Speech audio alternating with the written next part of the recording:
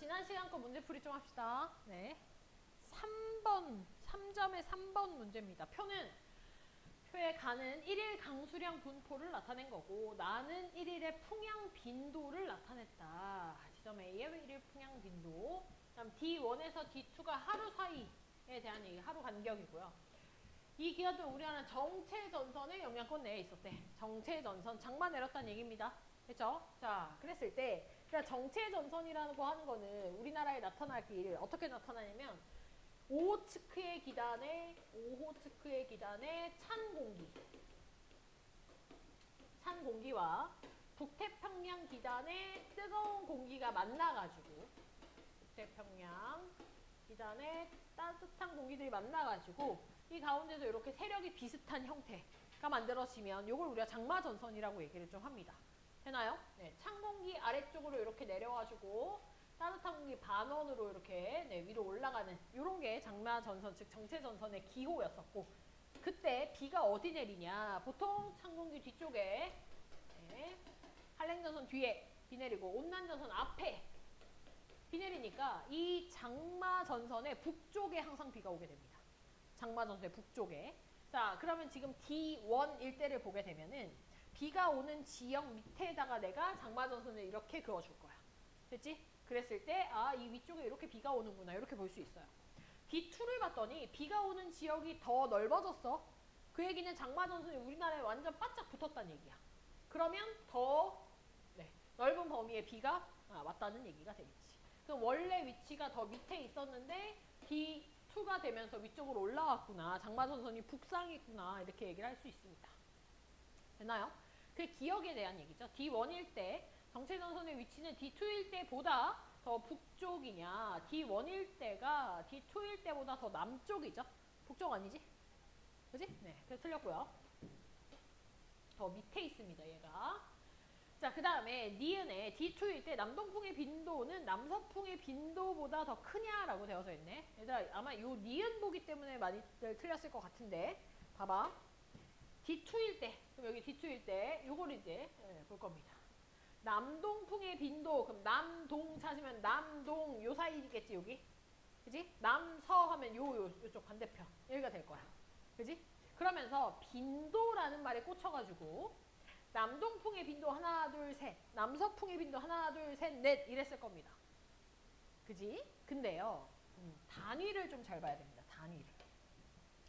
단위가 뭐냐면 이미 빈도를 나타내는 뭐야? 이미 빈도를 나타내는 퍼센트 단위가 빈도입니다. 그러면 그냥 점 하나가 뭐가 되는 거야? 그냥 빈도를 읽어주는 거야. 숫자가 얼마야? 40. 그럼 이 점 하나가 40%. 되니? 나머지는 20%보다 조금 더 작은 것들. 이렇게 읽어주는 거거든. 남서풍의 빈도는요, 얼마야? 가장 높은 게 한 20%쯤 됩니다. 그럼 빈도가 누가 더 큰 거야? 남동풍이 큰 거죠. 그래서 여기 남동풍의 빈도는 남서풍의 빈도보다 크다라고 하는 말이 맞는 겁니다. 개수가 3개고 4개고가 중요한 게 아니라 점 하나가 나타내는 빈도가 얘는 40이고 나머지 애들은 20보다 다 작아. 그래서 빈도 큰 거 찾으면 됩니다. 아니 그러면 개수를 세면 절대 안 되냐? 개수를 세면 절대 안 되냐? 라고 한다면 만약에 개수를 셀 것 같으면 단위가 퍼센트로 나오면 안 돼요. 되나요? 단위가 퍼센트로 나와져 있지 않은 경우는 개수 세세요. 그럼 3개, 4개 하면 돼. 근데 퍼센트로 나와 있다는 얘기는 그냥 그 점의 숫자를 읽어주면 그거 하나가 그냥 하나의 빈도가 되는 형태다. 라고 해서 이게 맞는 얘기가 됩니다. 그렇죠? 네, 요것 때문에 틀렸을 것 같고요. 디귿에 D1일 때가 D2일 때보다 북태평양 기단의 영향을 더 받는다라고 돼 있어. 얘들아, 우리가 이 장마전선이요, 북태평양 기단의 영향을 더 받게 되면 얘가 북상합니다. 그지? 오호츠크의 기단의 영향을 만약에 더 받는다면 얘가 아래쪽으로 내려오는 남하하게 될 겁니다. 근데 지금 어땠어? D1에서 D2 되는데 북상했죠, 북상. 북상했다는 얘기는, 북쪽으로 갔다는 얘기는 그나마 이 북태평양 기단의 힘이 오호츠크 기단의 세력보다는 좀 더 셌다 그 말입니다. 따라서 D1일 때가 D2일 때보다는 북태평양 기단의 영향을 더 받는 게 아니라 두 개가 바뀌어야 되겠네? D1, D2가. 됐나요? 네. 오히려 D2일 때가 북태평양 영향을 더 많이 받아서 위쪽으로 올라간 형태라고 봐주면 되겠습니다. 됐나요? 네. 그래서 정답이 니은이었습니다. 네, 다른 거 괜찮나요? 다른 거 안 어려웠어? 저기요? 나 누구랑 대화? 괜찮니? 괜찮니? 오케이, 오케이, 오케이. 네, 넘어가겠습니다, 그러면. 네, 넘어가고. 네, 우리 그러면 태풍 하면 되죠? 태풍? 네. 오늘 태풍 왔는데.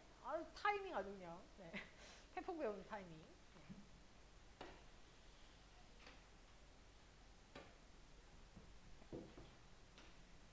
더 와닿겠다, 너네 이거 배우면서. 그지? 대구가 태풍을 관통했잖아, 그지? 네. 네. 관통함으로써 어떤 일이 일어났는지. 자, 오늘 배우게 될 겁니다. 오늘. 네. 우리가 요 앞에 배웠던 게 뭐였었냐면 온대저기압에 대한 얘기를 좀 배웠습니다. 온대저기압. 네. 그래서 중학교 때 온대저기압 나왔었던 그거 똑같이 배웠습니다. 똑같이 온대저기압. 뭐지 이거? 왜 이러지?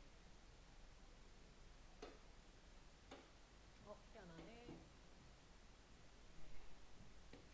네, 온대저기압이랑 태풍 잠깐만 좀 비교하는 필기를 좀 하겠습니다. 온대저기압을 우리 이제 7강에서 배웠었죠. 7강에서.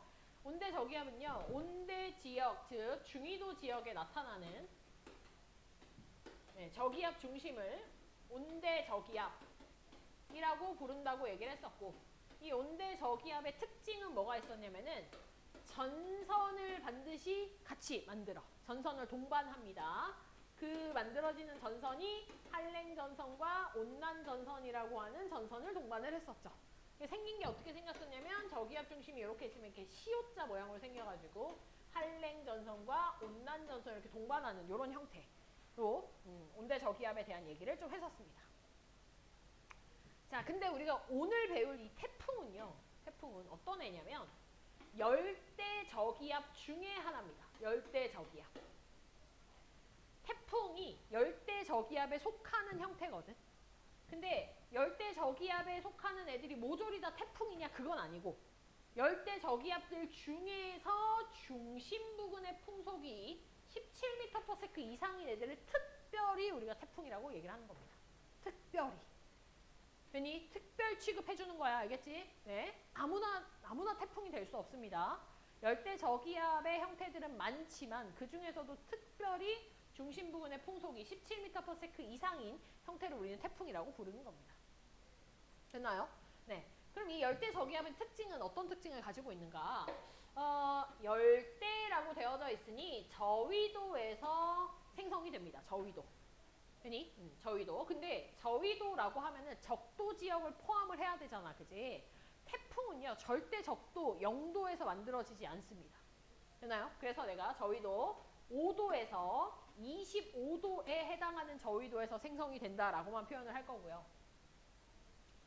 거기서 만들어지는 저기압 중심을 갖다가 열대저기압이라고 부를 겁니다.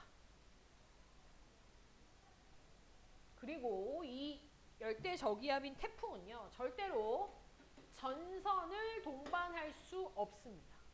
전선이 생기지 않아요. 이게 가장 큰 차이점이야. 온대저기압과.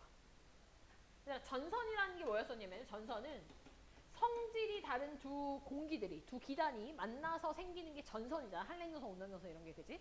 근데 열대저기압은 우리가 따져보면은 봐봐. 이 위도 0도를 기준으로 해서 위쪽에서도 뜨거운 바람이 불어 내려오고요. 아래쪽 이 남반구에서도 뜨거운 바람이 옵니다. 그러니까 다 위아래로 다 뜨거운 바람이야.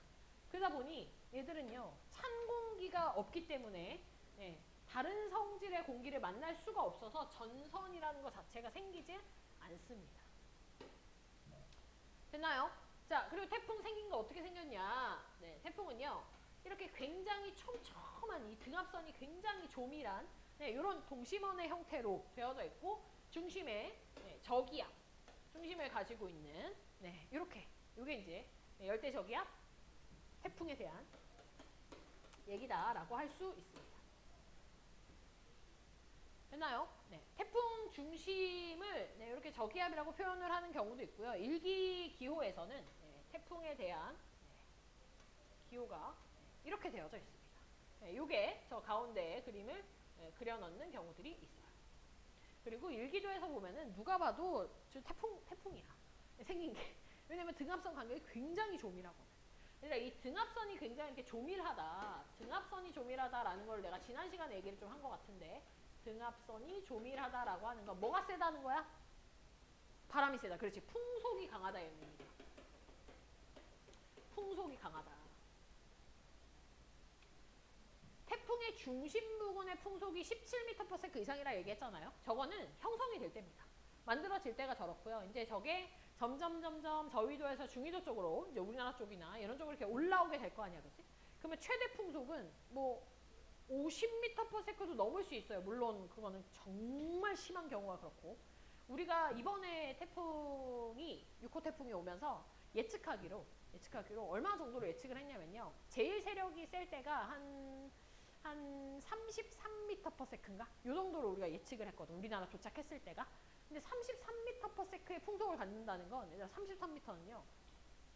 어느 정도의 세기냐면요. 기차가 달리다가 탈선을 할 수 있고, 네. 또 뭐 건물의 간판이 떨어질 수 있고, 이 정도의 풍속을 넘어섭니다. 33 정도 되면. 네. 그리고 보통 한 40한 중반쯤 되면 사람이 이렇게 가벼운 애들은 날아가는. 네. 근데 내가 안 그래도 오늘 막 뉴스가 되게 많았잖아, 그지? 네. 뉴스가 많아가지고 쭉 보는데요.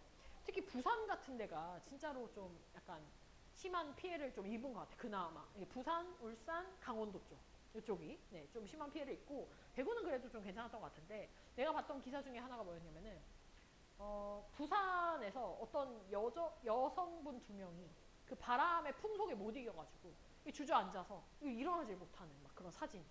그래서 막 이렇게 막 사람들 도와주고 있는 막. 그래서 뭐 진짜 셌구나. 부산에서 진짜 셌구나. 30이 훨씬 넘어갔으니까 셌구나. 그런 걸 느꼈거든. 물론 우리가 풍속이 얼마일 때 뭐 어떤 피해를 이런 건 우리한테 지금 지구과학에 있어서는 중요하지 않아요. 네, 그건 중요하지 않지만, 네, 그 중심 풍속이 이렇게 점점 네, 세지다가 네, 약해지는 네, 그런 것들을 우리가 태풍의 세력으로 이렇게 예상은 할 수 있습니다. 중심 부근의 풍속이 네, 빨라지고 그 주변 풍속이 빠르면 얘가 세력이 세구나. 약해지면은 이 전체적인 태풍의 세력이 약해지는구나. 이렇게 이제 유추를 할 수도 있다. 유추가 아니라 더 정확하게 아는 방법도 사실 있습니다. 어떻게 알 거냐면요. 이 태풍이라는 게 말은 했지만 여기 열대 저기압이라고 얘기를 했거든요. 열대 저기압. 그래서 우리가 이 태풍의 세력이 세다, 세력이 강하다, 뭐 세력이 약하다라고 표현을 하는 건 사실 뭘 관측하면 되냐면, 이 태풍 중심 있지? 태풍 중심의 그 저기압, 기압의 그 기압을 측정하면 됩니다. 기압을.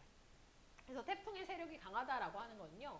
중심 기압이 낮으면 낮을수록 태풍의 세력이 강한 거예요. 이거는 우리가 온대 저기압 할 때도 잠깐 얘기를 했었어. 얘도 온대 저기압 중심이기 때문에 온대 저기압의 세력이 세다라고 하는 거는, 중심 기압이 낮다라고 하는 거야. 됐지? 태풍도 마찬가지야. 열대 저기압이니까 중심 기압이 낮을수록 태풍의 세력이 센 겁니다. 되나요? 네.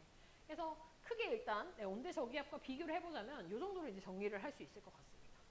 됐죠? 자, 그럼 우리는 본격적으로 태풍에 대해서 한번 자세히 한번 보도록 하겠습니다. 자, 태풍의 정의는 내가 얘기했다, 그제? 중심 부근의 풍속이 최대 17m/s 이상인 형태의 열대 저기압들을 우리가 태풍이라고 할 거고요. 이 태풍들이 어디서 만들어진다고 했냐면, 여기 위도가 5도에서 25도씨에 해당하는 수온이 26도씨 이상인 열대 지역 바다 위에서 형성이 됩니다. 바다 위에서 형성돼야 되거든. 이거 왜 그런 거냐면, 이 강력한 형태의 이 태풍의 이 상승 기류를 만들기 위해서는 충분한 양의 수증기가 공급이 돼야 돼. 그럼 바다 위는 수증기 엄청 많을 거 아니야, 그지? 심지어 그 바다가 어떤 바다냐면 되게 따뜻한 바다야. 되게 수온이 높아. 그럼 어떻겠어? 많이 증발하겠지? 증발 많이 하면서 애들이 소용돌이 왕 칠 테니까 중심 부근의 풍속이 더 빨라지겠죠? 되나요? 그래서 만들어지길 수온이 26도씨 이상 되는 위도 5도에서 25도 사이의 열대 바다에서 잘 만들어집니다. 그럼 반대로 얘기해볼까? 저런 데서 잘 만들어진다는 얘기는 이제 수온이 좀 낮은 바다에 도달을 하거나 아니면 수증기가 공급이 안 되는 곳에 도달하게 되면 저 태풍은 어떻게 될까? 소멸하겠죠. 반대로. 되니? 그렇게 네, 태풍의 발생과 소멸을 기억을 해두면 되겠습니다. 됐죠? 됐죠? 자, 그러면 우리가 위도 0도보다 조금 더 높은 5도에서 이제 얘들이 이렇게 올라오게 될 거야. 근데 원래 이 열대 저기압들이 종류가 되게 많습니다. 여기 지금 표현되어져 있는 대로 태풍도 있고 사이클론도 있고 허리케인도 있고 뭐 이래요. 근데 이게 이제 어느 위치에서 생성이 되느냐에 따라서 이름이 좀 달라요. 우리나라 쪽에서 이렇게 태평양 끼고 이렇게 올라오는 애들은 우리가 태풍이라고 부릅니다. 됐죠? 네, 요거를 뭐 기억을 그냥 해두면 되는 거고요. 자, 그럼 이제 요거를 봅시다. 위도 5도에서 25도에서 만들어진다고 했는데 실제 적도 0도에 해당하는 곳은 바다도 있고 그지? 온도도 되게 높을 거 아니야. 수온도 되게 높을 거 아니야. 근데 왜 적도에서 태풍이 안 만들어지냐? 적도에서는 안 만들어진다 했으니까 왜 안 만들어지냐? 이걸 이제 알아야 되거든. 이 이유를. 이거 왜 그런 거냐면요. 봐봐. 얘들아, 원래 바다에서 수증기가 이렇게 막 증발해서 올라갈 거야. 그지? 근데 수증기가 그냥 단순히 위로 올라가는 형태로는요. 절대로 태풍을 만들 수가 없습니다.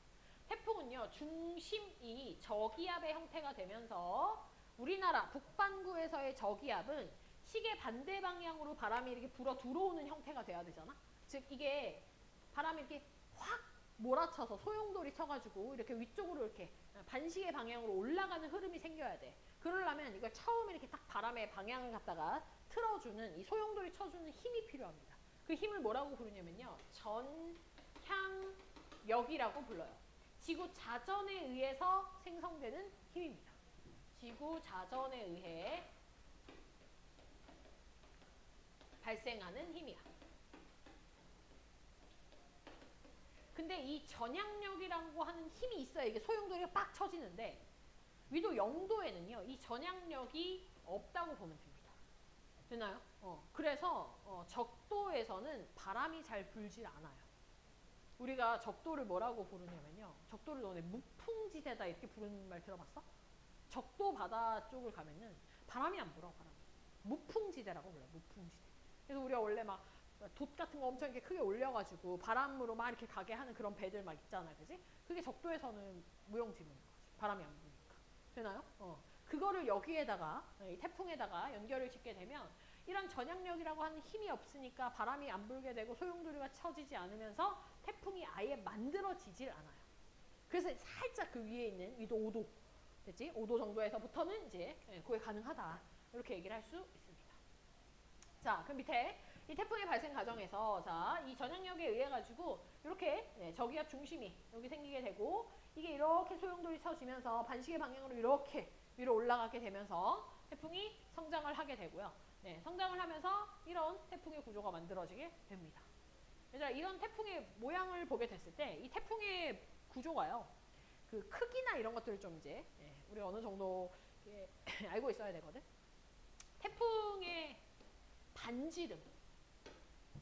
태풍 구조의 반지름 보이니? 500km쯤 됩니다. 500km쯤. 그러니까 우리나라에 태풍 한번 오게 되면은요. 우리나라 전체가 태풍의 영향권 내에 들어가게 될 수밖에 없습니다. 태풍의 반지름이 500km니까. 물론 저 500km 끝까지 막 엄청나게 막 바람이 무진장 막 심하게 분다거나 비가 엄청 온다거나 하는 건 아니야. 왜냐면 끝으로 가면 갈수록 더 약해지긴 해.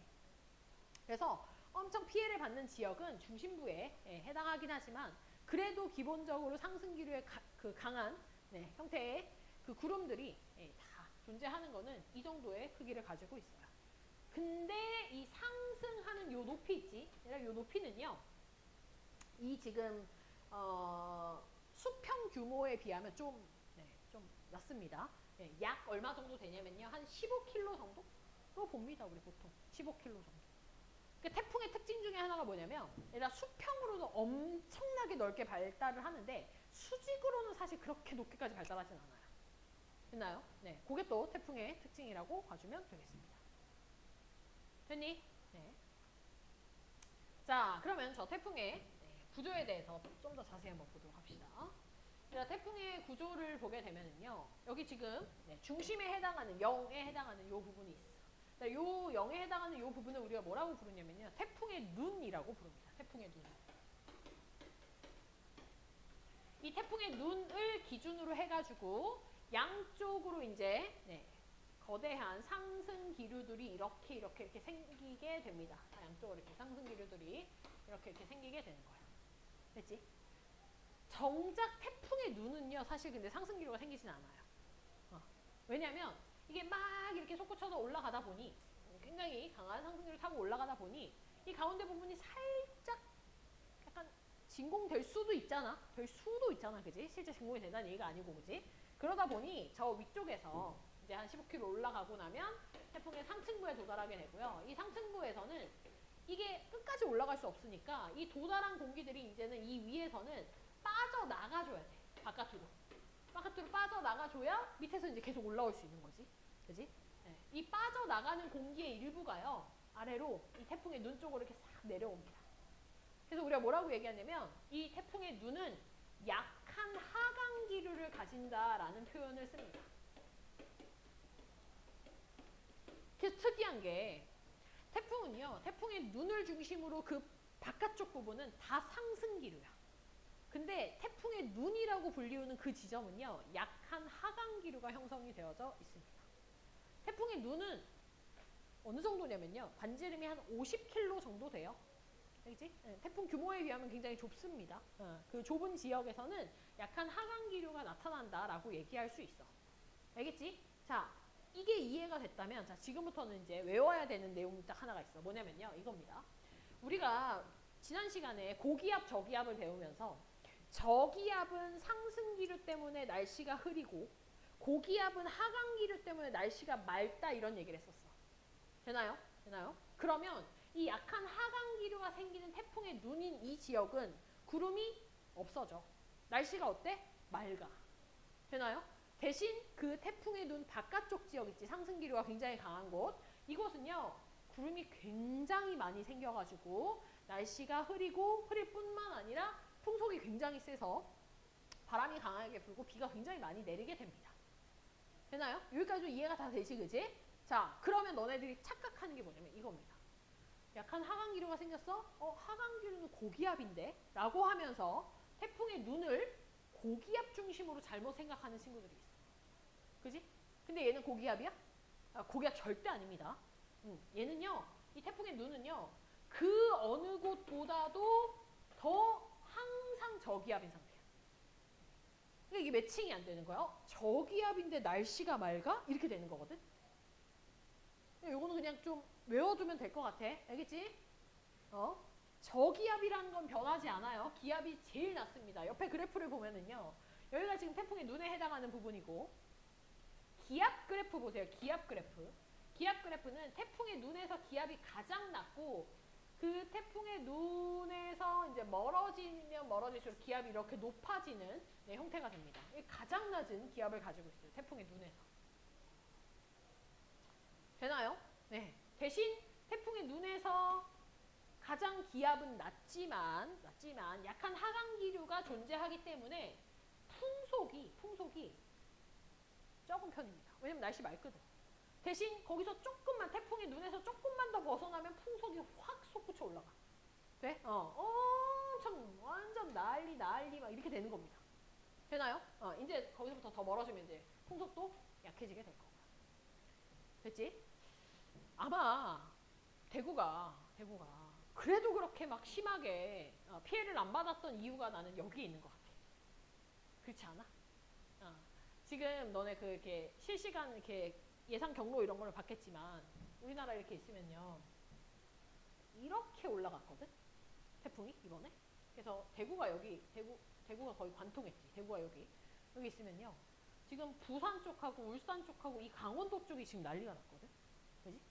왜냐면 이 태풍의 눈으로부터 가까이 있는 이런 지점들인 거야. 근데 태풍의 눈에 해당하는, 정작 눈에 해당하는 대구는요, 좀 피해를 덜 본 거지.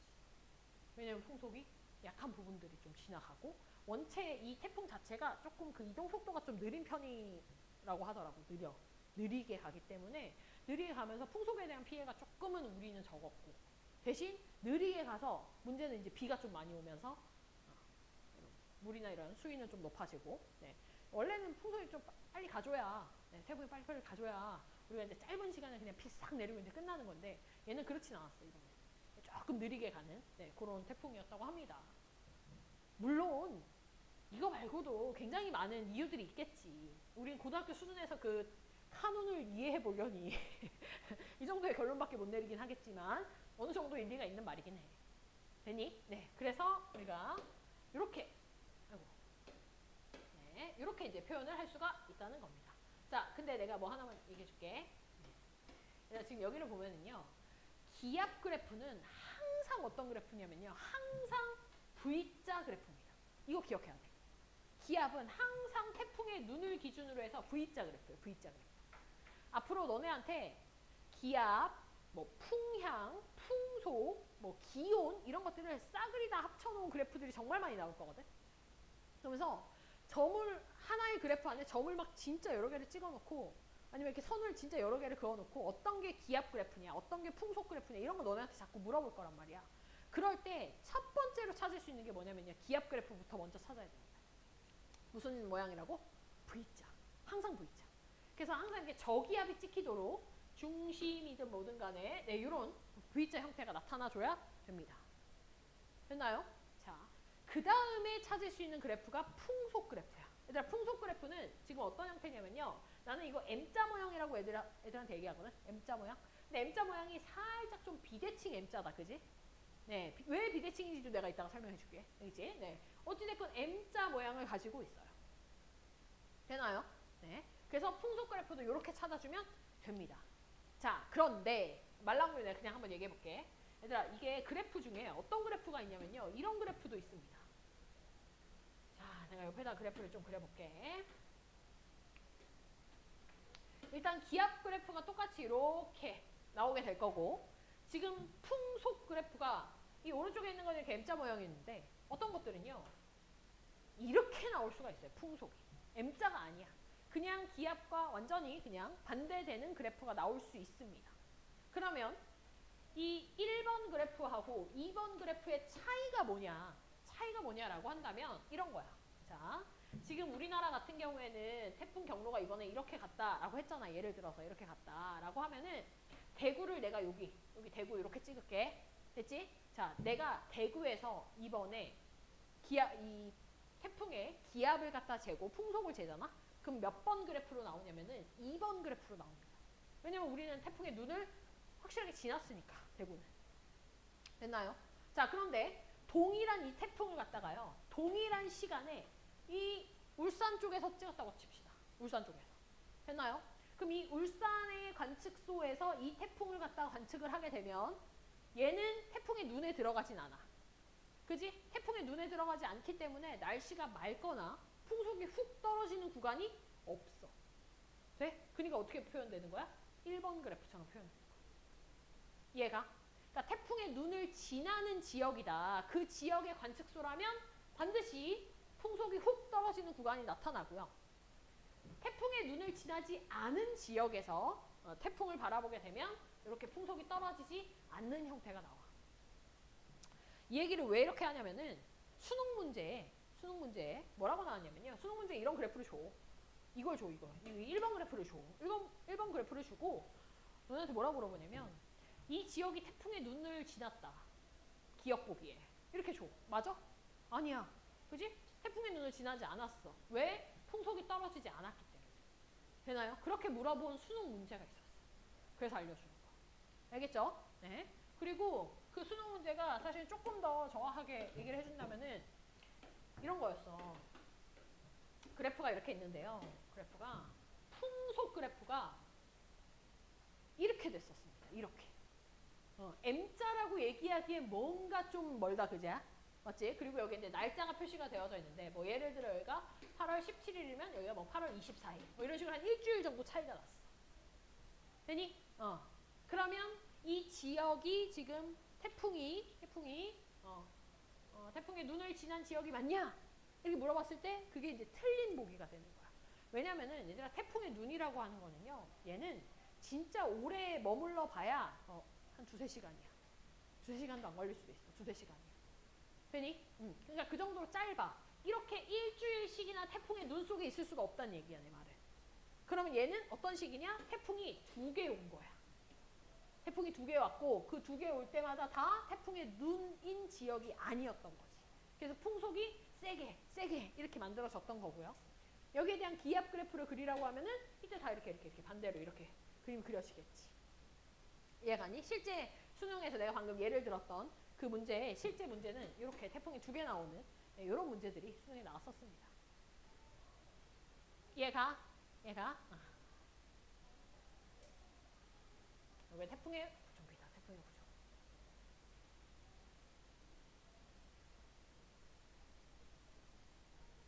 자, 그래서 실제로 여기 보면은요, 그래프에. 네. 태풍의 풍속이 센 곳은요, 막 40m/s가 넘어가는 형태로 측정이 됩니다. 진짜 센 거, 그지? 네, 이렇게 얘기를 좀 할 수 있어. 실제 이 태풍들이 그러면 만들어져서 어떤 경로를 타고 이동을 하는가, 그것도 한번 우리가 태풍의 이동 경로를 한번 보도록 하겠습니다. 자, 태풍의 이동은요, 보통 우리가 아까 만들어지기를 어디서 만들어진다고 했냐면, 5도에서 25도 위도로 따지면 수온은 26도씨 이상 되는 열대 해상에서 만들어진다 했어. 보통 여기 5도에서 25도 사이 되는 요 사이 어딘가에서 만들어집니다. 자, 만들어지는데 얘가 일단은 처음에 이동을 할 때는 어떻게 이동을 하냐면요. 이렇게 북서쪽으로 이동을 하거든. 자, 이건 왜 그런지 이 그림을 한번 그려볼게. 너네 통합과학에서 뭘 배웠냐면 헤들리 순환, 페렐 순환 뭐 이런 거 배웠지? 우리 통합과학에서 대기대 순환, 헤들리 순환, 페렐 순환 뭐 이런 걸 배웠을 텐데, 자, 이게 위도가 0도가 있고 30도, 60도, 90도 이렇게 되어져 있으면 우리가 24시간 365일 내내 부는 바람에 대해서 얘기를 좀 했었어. 그걸 우리가 지구에 부는 대기대 순환이라고 불렀고요. 0도에서 30도 사이에서는 이렇게 무역풍이라고 하는 24시간 365일 내내 부는 바람이 존재하고, 그 다음 30에서 60도 마찬가지로 편서풍이라고 하는 늘 부는 바람이 있고, 극동풍이라고 하는 이런 바람들이 불어. 태풍이 생기기를 어디서 생기냐면 이 어딘가 요 사이 어딘가에서 생기게 된단 말이야. 그럼 얘가요, 이 바람 타고선 이렇게 돌아서 이렇게 되니? 네, 바람 타고 이 무역풍 바람 타고 이동하다가 편서풍 때로 가서 편서풍 타고 다시 북동쪽으로 휘는, 보통 이런 포물선 궤도를 만들게 됩니다. 이 포물선 궤도를 만드는데 이런 무역풍이나 편서풍의 영향도 있고요. 또 누구의 영향이 있냐면, 일단 이게 한여름이잖아. 이제 한여름이면 이쪽에 뭐가 형성되어져 있냐면 북태평양 고기압이 형성이 되어져 있어요. 북태평양 고기압. 북태평양 고기압은 시계 방향으로 바람이 이렇게 불어나가는 이런 공기의 흐름을 가지고 있는데, 얘네들의 이 가장자리 부분을 이렇게 타고선요, 이 가장자리 부분을 태풍이 같이 타면서 이렇게 돌거든. 되니? 그래서 이 북태평양 고기압의 영향 때문에 또 얘들이 포물선을 따라서 이동을 하게 되는 겁니다.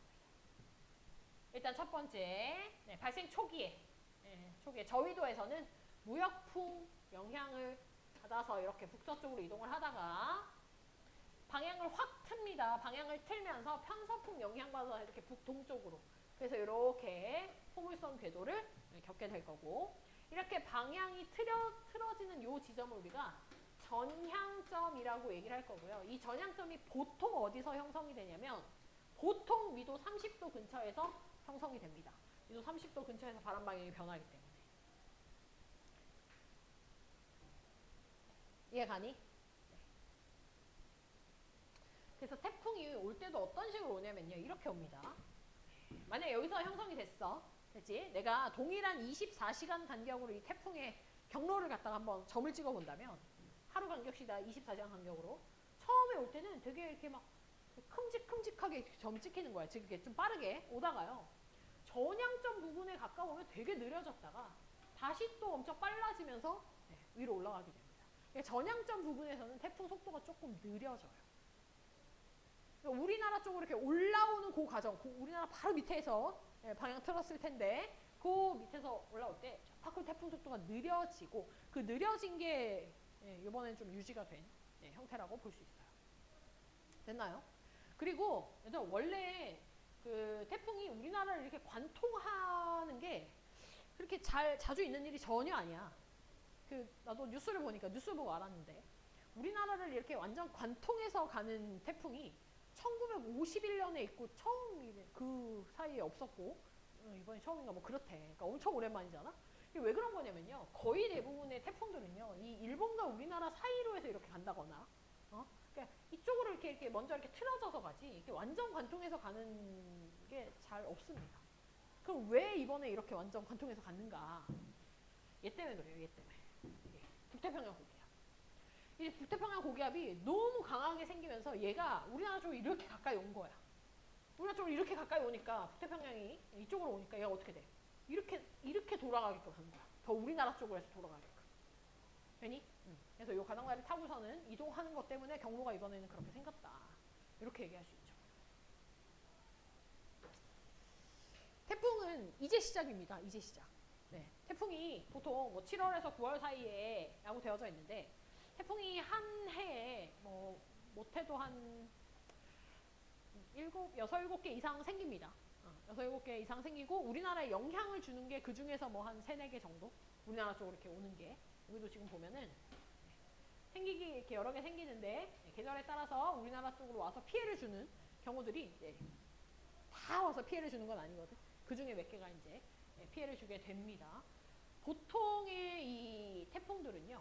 적도 쪽에서 올라오는 공기인 적도기단 타고 올라오기 때문에 얘들은 보통 지금 이제 8월 중순쯤이잖아, 그지?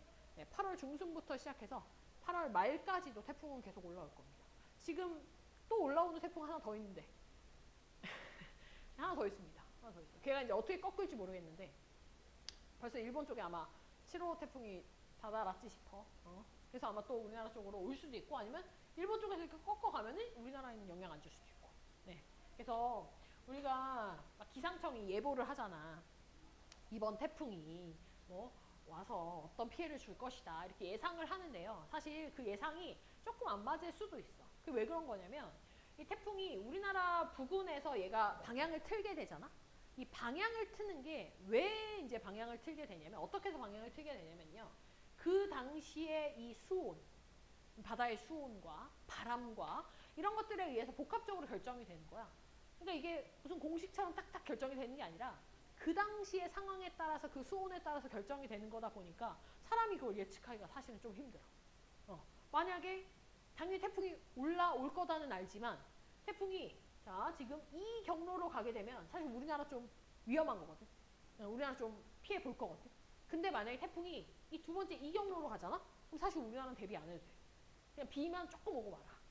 그러니까 어디로 휘느냐가 정말 중요합니다. 태풍은. 그 휘는 각도를 사실 우리가 정확하게 알 수는 없어. 그래서 태풍 오기 몇 시간 전까지도 예상 경로를 갖다가 다 이렇게 여러 나라마다 다 얘기를 하는데 그게 조금씩 다 다른 이유가 그런 것들 때문에 그렇습니다. 됐나요? 네, 이게 태풍의 이동에 대한 얘기입니다. 자, 그러면 너네가 뉴스에서 많이 들어봤을 법한 얘기들을 좀 하겠습니다. 이번에 뉴스나 기사를 보면서 위험반원이라는 말을 많이 듣지 않았니? 저기 대구가 태풍을 관통한다는데 기사를 좀 봐야 되지 않겠니? 좀 관심을 가져줘야 되지 않겠니? 그지? 그래서 너네 이렇게 내가 보면서 아 이번에 안 그래도 우리 지금 태풍 나갈 차례인데 태풍이 마침 오잖아. 그래서 아 이거를 한 주 좀 일찍 했으면 애들이 뉴스에서 하는 말들을 좀 알아듣지 않았을까. 왜냐면 뉴스에서도 이제 뉴스나 기사 같은 데서도 이제는 조금 더 전문적으로 얘기를 해. 그래가지고 이번 뉴스 뭐 기사 같은 데 보면은 북태평양 고기압에 대한 얘기도 있고요. 이 위험반원에 대한 얘기도 있고 전향점에 대한 얘기도 나오고 막 이래. 내가 기사를 읽으면서 이걸 애들이 못 알아들을 텐데 이런 생각을 했는데 오늘 집에 가가지고 지난 기사들을 한번 읽어봐. 알겠지? 그럼 이제 너네가 알아들을 거야. 뭔 말인지 알아들을 거야. 알겠지? 자, 위험반원에 대한 얘기, 안전반원에 대한 얘기를 한번 해보도록 하겠습니다. 자, 일단요. 태풍이 어떤 식으로 이동한다라고 얘기했냐면 이렇게 포물선의 형태를 가지고 이동을 한다 이렇게 얘기를 했어. 물론 이번 태풍은요. 아니지. 왜 필기가 안 되는 거야? 네, 그래요. 화살표 방향이었습니다. 얘가 딸려있나 보다. 자, 어찌됐건. 이게 포물선 경로인데, 이번 태풍이 막 이렇게 예쁜 포물선은 아니긴 했어. 아니긴 했지만, 중간에서 이게 전향점이 생긴다라는 걸 이제 표현하기 위해서 이렇게 표물선으로 표현을 했습니다.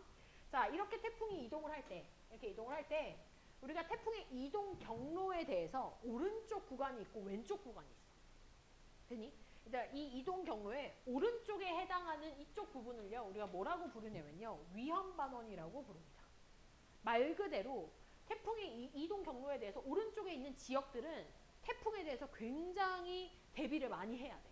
왜냐면 풍속도 엄청 셀 거고요. 바람도 엄청 많이, 풍속이 바람이지? 바람도 엄청 강할 거고 비도 엄청 많이 내릴 거야. 되니? 근데 상대적으로 이 왼쪽에 해당하는 이쪽 부분 있잖아, 그지? 이쪽 부분. 이 왼쪽에 해당하는 부분들은요, 그렇게 위험하진 않아요. 그렇게 바람이 많이 불지 않아요. 태풍이 똑같이 여기 있다고 칠게. 태풍이 여기 있을 때 이 위험반원에 있는 지역들은 바람 불고 비 오고 뭐 난리 나거든? 근데 왼쪽에 있는 이 안전반원에 있는 지역들은요, 태풍이 같은 위치에 있을 때 위험반원보다는 훨씬 풍속도 약하고 비는 좀 내리긴 하겠지만 네, 풍속이 굉장히 약해요. 왜 그럼 이런 차이가 나타나는가? 왜 이런 차이가 나타나는가? 자, 우리가 전향점을 지금 요 지점으로 보게 되면 아래쪽이 보통 전향점 30도로 많이 잡는다 했으니까 아래쪽이 무슨 바람이 부냐면 무역풍이 붑니다. 아까 얘기했었죠, 무역풍. 무역풍이 이런 식으로 무역풍이 대기대순환에 의해 갖고 불게 되고요. 그다음 30도 이상에서는 편서풍이 이렇게 불어주니까 편서풍. 이런 형태의 지금 바람이 기본적으로 깔려 있습니다. 이 지역들, 이 위도 0에서 30 사이, 30에서 60 사이에 기본적으로 이런 바람들이 깔려 있어. 자, 이게 깔려 있는데 태풍들이 이 주변을 이제 이렇게 지나게 되는 거야. 네. 근데 태풍의 중심 기압이 저기압이고 저기압 같은 경우에는 아까 반시계 방향으로 바람이 불어 들어오겠지, 그지? 자, 그 바람이 불어 들어오는 거를 이렇게 표시해 보면요, 이런 식입니다. 이런 식으로 들어오는 거야. 얘가 이 위쪽에 있는 애들도 보면요, 저기압 중심이 반시계 방향으로 바람이 불어 들어와야 되거든. 그러니까 이런 식으로 바람이 불어 들어온다. 됐나요? 자, 그럼 위험반원 쪽을 보게 되면 위험반원은요, 지금 저기압 중심으로 바람이 불어 들어오는 이 바람 방향과 태풍 중심으로 불어 들어오는 바람 방향과 이 무역풍에 의해서 기본적으로 깔려 있는 바람의 방향이 어때? 똑같아. 그지? 그럼 바람이 어떻게 되겠어? 더 빨라지는 거야. 강화돼서 더 빨라지는 거야. 이해가니? 근데 바깥쪽을 보면요, 바깥쪽에는 기본적으로 깔려있는 이런 무역풍들하고 그 다음 저기압 중심으로 불어 들어가려고 하는 애들, 되니? 그런 애들이 지금 방향이 어때? 반대야. 그러니까 상쇄됩니다. 그래서 바람이 약해져요. 이해가니? 그게 안전반원에 대한 얘기입니다. 자, 30도 이상에서도 한번 볼까요? 30도 이상에서도 보게 되면은 기본적으로 편서풍이 깔려 있어. 자, 편서풍이 깔려 있는 상태에서 태풍의 중심으로 들어가는 바람의 방향을 보게 되면, 얘들아, 이 빨간 색깔 방향하고 이 검은 색깔, 이 방향하고가 같은 방향입니다. 비슷한 방향이에요. 근데 안전반원 쪽은요, 이 까만 색깔의 방향과 바람이 불어 들어가는 이 빨간색의 방향이 어때? 반대 방향이지? 상쇄되는 거야. 그래서 태풍의 이동 경로를 기준으로 해서 오른쪽에 해당하는 애들은 다 바람이 강화돼. 더 세지는 거고, 왼쪽에 있는 애들은 바람이 상쇄되면서 더 약해져요. 그래서 우리가 여기 안전반원이라고 하는 부분은 이렇게 바람이 상쇄가 되면서 여기 바람 방향이 반대가 되고 상쇄가 되면서 풍속이 약해지는 겁니다. 그러니까 피해가 좀 적지.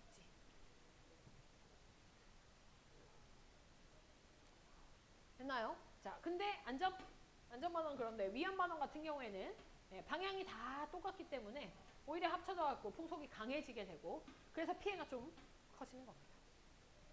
이게 위험반원이에요, 위험반원. 이해가? 자. 내가 이제 아까 초반에 우리 기압 그래프를 이렇게 그리면서요. 기압 그래프를 그리면서 풍속에 대한 게 M자인데 약간 비대칭, 너무 비대칭인가? 좀 비대칭 M자다. 풍속에 대한 그래프가. 이 얘기 좀 했었지. 이제 이게 왜 풍속이 이 오른쪽 부분이 센지 알겠니? 왜? 위험 반원이야. 이 태풍의 중심을 갖다가 기준으로 했을 때 이쪽이 이제 위험 반원에 해당하는 곳이라 풍속이 훨씬 더 세고요. 안전 반원에 해당하는 곳 같은 경우에는 풍속이 더 약한 거야. 그래서 아까 저런 약간의 비대칭의 M자가 나왔던 이유가 위험과 안전 반원 때문에 그랬던 겁니다. 오케이. 오케이. 네. 우리가 대구에 있어서 체감을 잘 못했지만, 보니까 막 부산, 울산 이런 데는 뭐 지붕이 날아가고 가로수가 뽑히고, 그랬어 진짜로. 이번 태풍으로. 우리는 사실 지금 가로수 뽑힌 거 못 봤잖아, 그지? 근데 부산, 울산 이쪽이랑 지금 강원도 쪽, 강원도, 영동 쪽 그쪽은 피해가 좀 큽니다. 왜 그러냐면 위험 반원에 들어가 있거든, 그지? 우리나라 있을 때 이번 태풍의 이동 경로가 이렇게 올라가니까, 그지? 여기 대구라고 칠게. 뭐 한중간이긴 하지만 대구라고 쳤을 때 부산, 울산, 강원도 이쪽이 싹 다 위험 반원에 속해. 그러니까 여기가 이제 피해가 큰 거야. 오히려 저 반대쪽 있지? 제주도라든지. 제주도도 이번엔 피해가 그렇게 크진 않았거든. 제주도 다행히. 제주도나 아니면 이쪽 전라도 쪽이나 이쪽은요 생각보다 피해가 크진 않아요. 우리도 마찬가지고. 오히려 이 위험 반환에 속하는 이쪽이 이제 좀 컸어. 됐니? 왜 그런지 이제 알겠지, 그지? 그럼 집에 가서 오늘 이제 부모님한테 설명을 해드리는 거야. 너가 배운 거를.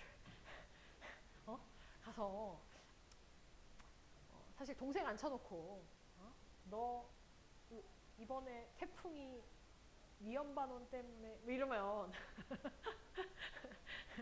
동생 앞에서 잘난 척하는 게 제일 좋은데 이게 동생이 듣고 앉아 있겠냐고. 안 듣고 앉아 있겠지, 그지? 동생은 있니? 동생한테 얘기하면 제일 좋은데. 근데 동생은 잘 모를 수 있으니. 아니면 이렇게 뉴스가 흘러나오는 그런 굉장히 자연스러운 타이밍에 너 이렇게 얘기하면 제일 좋겠지만 잘 안 들을 테니 엄마 아빠한테 얘기하면 굉장히 우리 딸 자랑스러워 하시면서 들어주시지 않을까? 그래서 태풍이 이제 위쪽으로 이제 올라갔거든.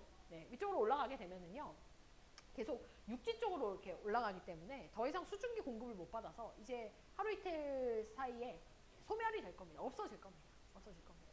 그래서 그런 것까지 같이 얘기할 수 있잖아, 그지? 또 한마디 더 보태는 거야. 이게 태풍이 소멸할 때는 이 열대 저기압이었던 태풍이 온대 저기압의 형태로 소멸이 되면서 그 지역 쪽에 비를 좀 많이 뿌리고 소멸이 돼요. 알고 계셨나요? 그런 얘기들을 할 수 있겠지, 그지? 그렇습니다. 이게 안전반원과 위험반원에 대한 얘기였다. 됐니? 자, 나 지금부터 중요한 얘기 하나 할 건데, 요거는 시험에 굉장히 많이 나오는 얘기입니다. 요번에 우리가 체감을 사실은 할 수 없는 내용이긴 한데 시험에는 정말 많이 나오는 내용이라서 그 얘기를 좀 잠깐만 하고 넘어가겠습니다. 지금 보면은 마지막에 뭐가 나와 있냐면 위험반원 같은 경우에는 위험반원에서의 풍향이 시계 방향으로 변하고 안전반원에서는 시계 반대 방향으로 변한다라는 말이 있거든. 자, 저 말이 무슨 말인지를 내가 좀 설명을 해줄게. 이게 시험에 진짜 자주 나오거든. 자, 태풍의 이동 경로를 이렇게 표시를 하게 되면은요 오른쪽에 해당하는 부분이 위험반원, 반대쪽이 안전반원이야. 내가 위험반원에다가 사람을 하나 세우고 안전반원에다가 사람을 하나 세우겠습니다. 관측소를 세우는 거야, 관측소를. 관측소를 세우고 태풍의 눈이 시간에 따라서 이렇게 지나가고 있구나라는 걸 체크를 하는 겁니다. 됐죠? 자, 그러면 이 관측소에 있는 이 사람이 느끼기에는 지금 바람이 어느 방향 쪽으로 불어가는가를 갖다가 잴 수 있겠지? 측정할 수 있겠지? 관측할 수 있겠지? 자, 만약에 태풍이 여기 있을 때 각각의 바람의 방향을 갖다가 표시를 한번 해주게 되면은요. 자, 이 사람이 느끼는 태풍의 바람의 방향은 이렇게 안으로 들어가는. 되니? 이쪽으로 이렇게 안으로 들어가는. 이런 바람을 처음에 느꼈을 겁니다. 근데 시간이 조금 지나면 이제 어떻게 될까? 조금 지나면 태풍의 눈이 이동했을 거 아니야. 그럼 이 사람이 느끼기에는 자기를 거쳐서 가는 바람들은 다 이렇게 들어갔다라고 볼 수 있겠지. 얘가? 그 다음에 이쪽으로 왔으면 어떻게 돼? 이렇게 거쳐서 가는 이런 바람들을 이 관측소에서 이 사람은 느낄 겁니다. 그럼 위험 반원에 가만히 있는 이 사람은요. 시간이 지남에 따라 풍향이 시계 방향으로 변했다는 걸 관측할 수 있어요. 무슨 말인지 알겠어? 시계 방향으로 변했다는 거. 되지? 자, 근데 똑같은 태풍을 지금부터 보는데 이번에는 반시계 방향으로 도는 사람들이 있어. 반시계 방향으로 풍향이 변했다는 걸 관측하는 사람들이 있어. 그게 어디냐면 안전반원이거든. 자, 안전반원도 보게 되면요. 첫 번째 태풍의 위치에 있을 때, 했지? 그때 바람이 이제 이렇게 들어갈 거야. 돼? 사실 잠깐만 좀 정확히 그릴게. 좀 정확히 사실은 이렇게 들면 안 되고 이렇게 안 돼. 안 돼. 안 돼. 다시 그려야 되네. 네. 네. 자, 어떻게 들어가야 되냐면요. 네. 이렇게 들어가야 됩니다. 반시계 방향으로. 이렇게 첫 번째 들어가는 풍향을 느꼈을 거고요. 그 다음에 중간으로는 들어갈 때는 이렇게 들어가는 풍향을 느끼고 이쪽으로 할 때는 이렇게 들어가는 이런 풍향을 이 사람은 느꼈을 거야. 그러니까 이건 무슨 방향이야? 반시계 방향이죠. 반시계 방향으로의 풍향의 변화를 느꼈다는 겁니다. 내가 아까 1번 그림을 얘들아 요 1번 요 그림을 그치? 처음에 그릴 때 이렇게 그렸다가 이거 아니라 그러고 이렇게 그렸잖아. 이거 왜 그런 건 이게 왜 아니냐면요. 이거는 지금 이 안쪽으로 들어갈 때 들어가기 시계로 들어가는 거야. 그지? 근데 얘는 어떻게 들어가야 돼? 반시계로 들어가야 돼. 반시계로. 그지? 그래서 내가 이렇게 다시 고쳤어. 네? 뭐 저렇게 디테일하게 라고 생각할 수 있는데 요새 올해 수능 특강, 수능 완성 이런 수능 문제들에서 이걸 자꾸 강조해. 올해. 그래서 너네가 나중에 이제 2학년이 되고 내신이 되고 뭐 하면은 그럼 이제 이런 것들도 좀 많이 물어볼 수 있거든. 그래서 그냥 이왕 하는 거 정확하게. 알겠죠? 네. 이게 뭔 말인지 잘 모르겠다 싶은 사람들은요. 그냥 직선을 그려도 상관없습니다. 지금은. 우리는 시계 반시계만 확인하면 되는 거니까. 됐죠? 네. 이거를 갖다가 만약에 태풍의 궤도가 이렇게 포물선이 아니라 만약에 이렇게 직선으로 나왔다 치자. 됐죠? 직선으로 나왔어도 항상 태풍의 이동 경로의 오른쪽은 위험반원. 그럼 그 오른쪽은 시계 방향으로 풍향이 변하고 왼쪽은 반시계로 변한다. 안전반원이다. 요거를 기억을 해두면 되겠습니다.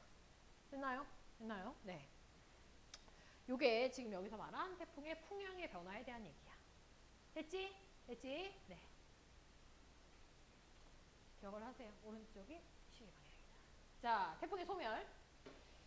자, 태풍은요.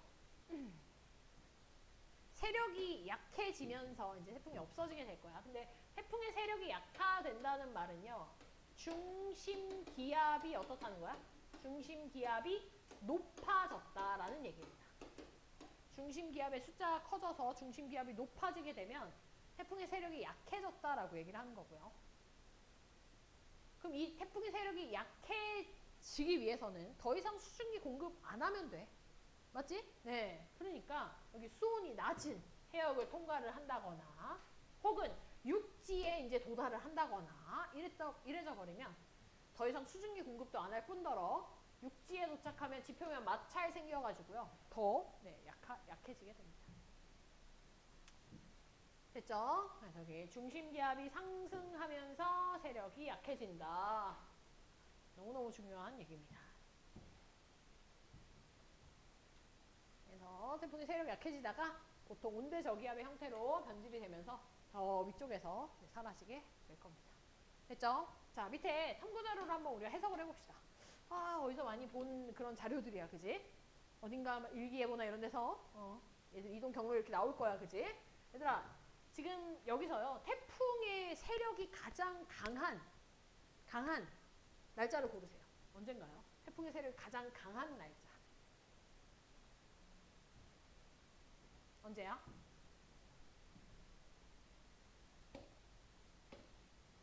언제? 몇 월 며칠? 8월 26일 그래 920 헥토파스칼의 가장 낮은 중심 기압을 가지고 있는 게 세력이 가장 강한 때입니다. 이해 가나요? 네. 세력이 가장 강한 요 때가 언제냐면은 전향점 지나기 막 그 직전 이제 세력이 제일 강했다가 전향점 이렇게 돌면서 이제 점점점 세력이 약해지면서 올라가면서 점점점점 더더더 중심 기압이 높아지고 소멸하는 형태가 되는 겁니다.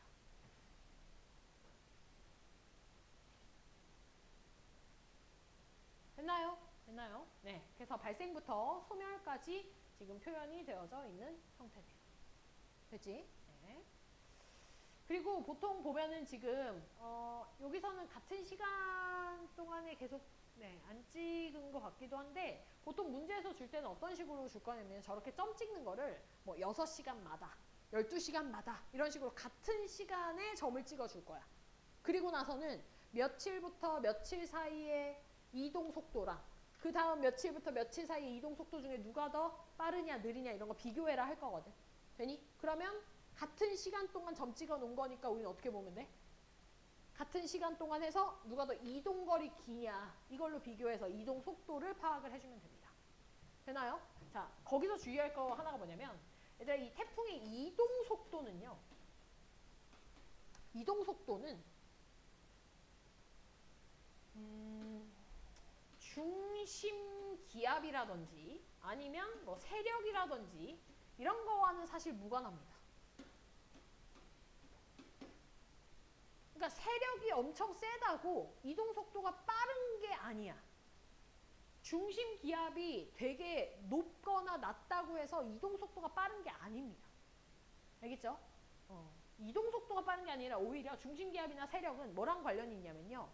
중심 부근의 풍속과는 관련이 있을 수 있겠지. 그지? 세력이 셀수록 중심 부근의 풍속이 더 근처 풍속이 더 셀 테니까. 그런 거랑은 우리가 얘기할 수 있지만 이동 속도랑은 무관하다. 무관하다. 됐나요? 이것도 기억을 해두면 되겠습니다.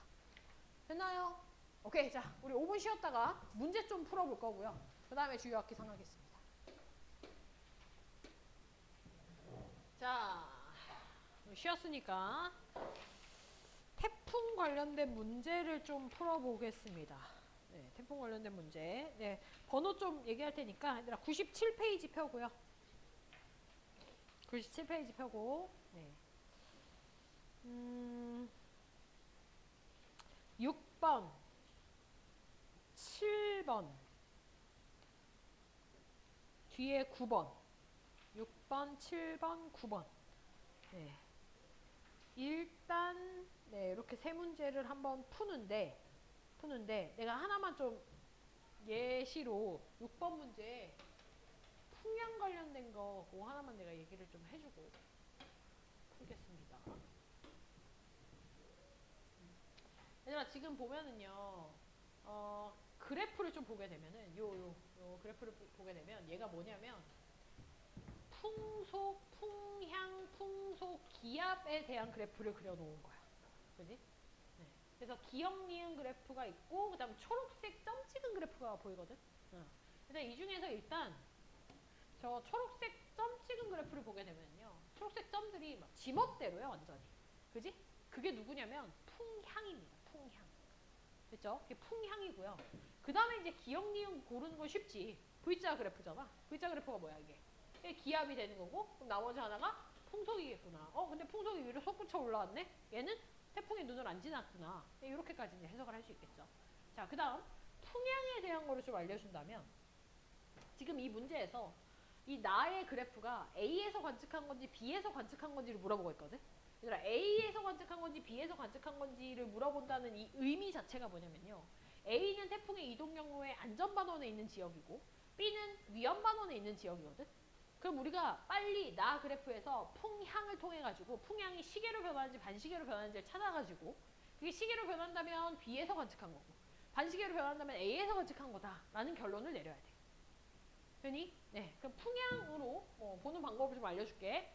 자, 하나씩 점이 막 이렇게 위로 솟구쳐 올라와 있는 뭐 이런 거는 별로 신경 안 써도 되고 대체적으로 지금 북풍이 불다가 동풍이 되거든? 그럼 이어지는 과정에서 북동풍이 불겠지. 되나요? 그럼 이미 3개 정도 나오면 끝났습니다.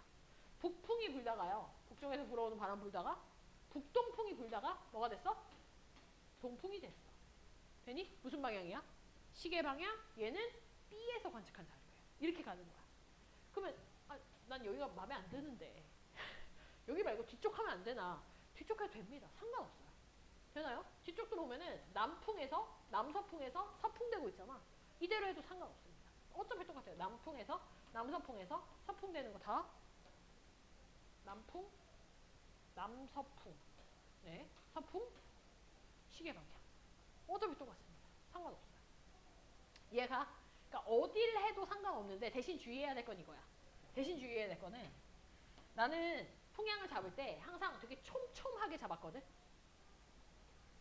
북풍, 북동풍, 동풍 이렇게 잡았지. 북풍 뭐 이렇게 잡지 않았어. 크게 잡으면 안 돼. 되게 이렇게 촘촘하게 풍향을 잡는다면 어딜 잡아도 사실 상관없습니다. 됐나요? 네. 이렇게 풍향 잡는 게 7번 문제에서 나올 거거든. 네. 7번 문제에서 나올 거고 네. 9번 문제에서는 그냥 물어보고만 있네요. 네. 네. 한번 요 풍향을 갖다가 잡는 걸 한번 연습해 보세요. 시간을 한 5분 주겠습니다. 풀어보세요. 6번, 7번, 9번.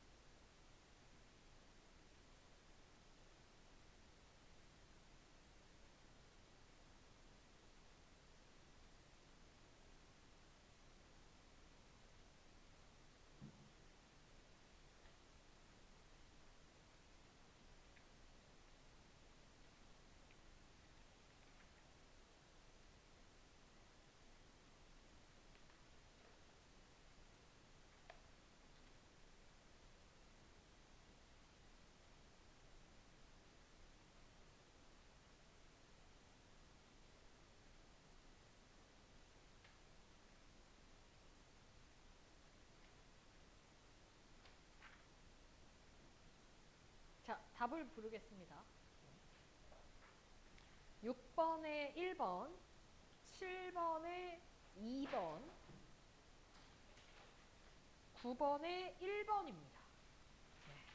같이 한번 풀어보겠습니다. 자, 6번 같은 경우에 일단 아까 니은은 했죠?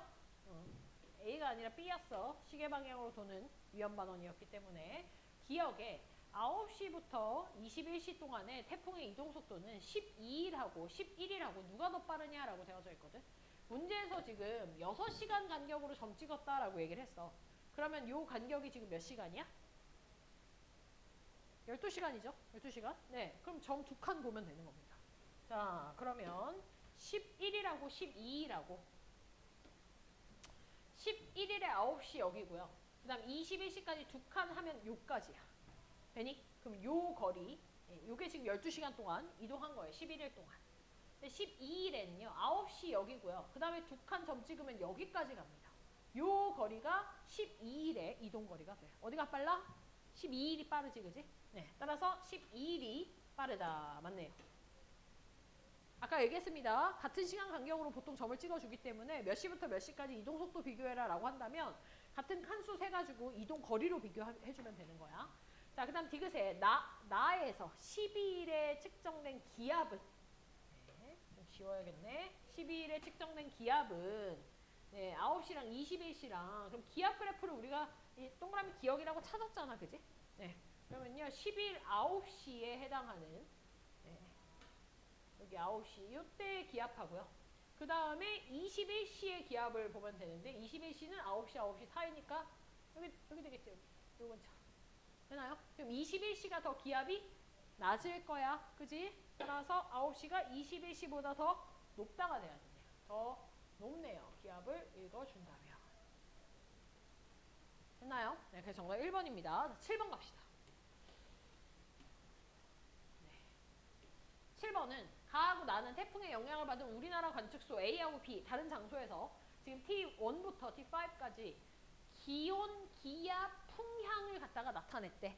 근데 뭔지는 안 알려줬어, 그지? 그럼 뭐부터 찾아야 되냐? 일단 기압 그래프 바로 찾을 수 있겠지? 맞지? 네, 어떤 게 무슨 색깔이 기압이에요? 빨간색, V자 둘 다, 그지? 그래서 빨간 색깔이 기압 그래프가 될 거고. 자, 그 다음에 그럼 남은 게 기온과 풍향인데, 그러니까 풍향은 자기 멋대로, 지 멋대로야, 그지? 그래서 가다 보면 여기 보면은 막 가다가 갑자기 뚝 끊겨. 그리고 여기 연결돼. 이게 뭐야? 이게 풍향 그래프야. 근데 사실 이게 끊기는 건 아니다. 이 위에도 동풍이고요. 여기도 동풍입니다. 동풍이 이어지는 거긴 하거든. 근데 그래프 모양으로 봤을 때 이렇게 끊기고 점도 막 자기 멋대로 찍히고 하는 이런 것들이 이제 풍향에 대한 얘기라고 생각을 해주면 돼. 그리고 남는 초록 색깔이 기온이 되겠지. 자, 기온 그래프는요. 어떤 특징은 없습니다. 그래서 기압 찾고 풍속 찾고 풍향 찾고 그냥 남는 거 기온 해주면 돼. 알겠지?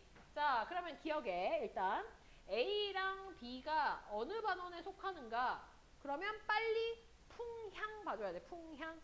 됐나요? 네, 여기서부터 풍향을 보면은 얘는 A는 북풍, 북동풍, 동풍. 괜히 북풍, 북동풍, 동풍, 시계 방향. 얘 위험 반원이네.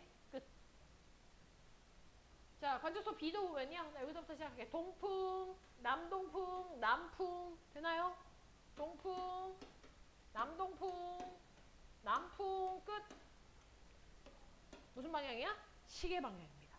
그러면 얘도 위험 반원. 둘 다 위험 반원입니다.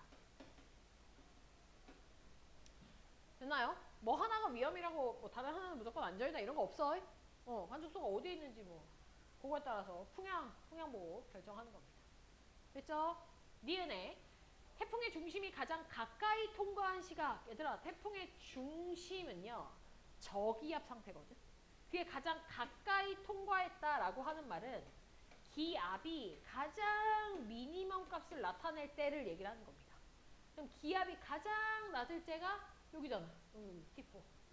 여기는 가장 낮을 때가 언제야? T1, 2 사이네. 되니? 그러면 누가 더 시각이 더 늦냐라고. A가 늦냐? A는 T4고 얘는 T2니까 A가 늦은 거 맞네요. 됐나요? 네. 디귿에 T4에서 5 동안에 A하고 B의 기온이 상승하는가? 요 뒤에 여기만 봐주면 되겠지, 그지? 네, 근데 기온은 둘 다 어떻게 되고 있어? 하강하고 있네요. 그래서 정답이 니은입니다. 됐죠? 네, 넘어가겠습니다. 9번 문제.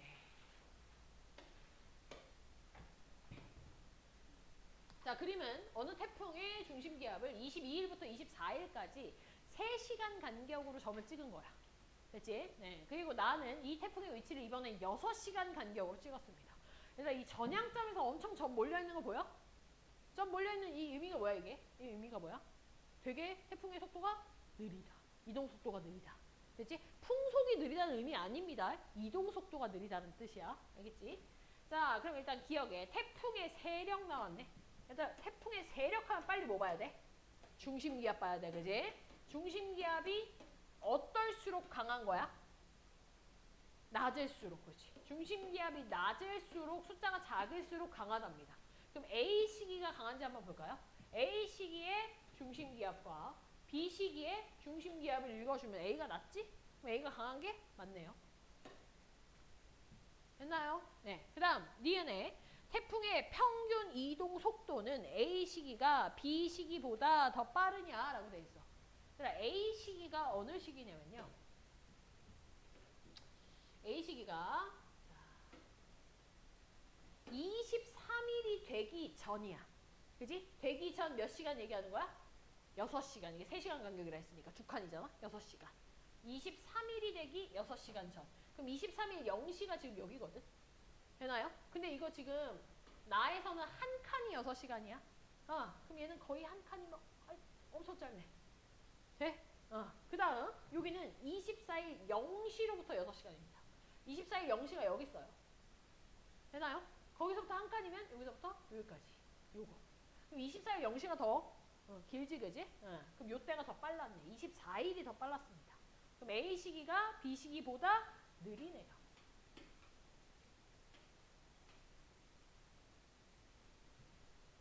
디귿에 23일 18시부터 24일 6시까지 네, 기억 지점.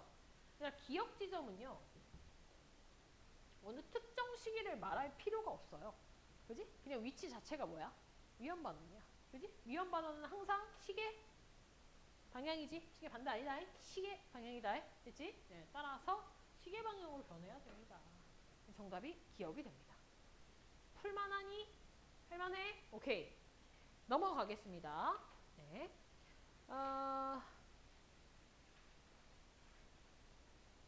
얘들아, 101페이지예요. 뒤에 3점짜리 문제. 네, 3점짜리 101페이지에 2번, 3문제 풀 시간은 없을 것 같고 4번, 6번 문제 두 문제만 빨리 한번 볼까요? 4번, 6번 두 문제. 풀어보세요. 3점, 4번, 6번. 100페이지 4번, 6번.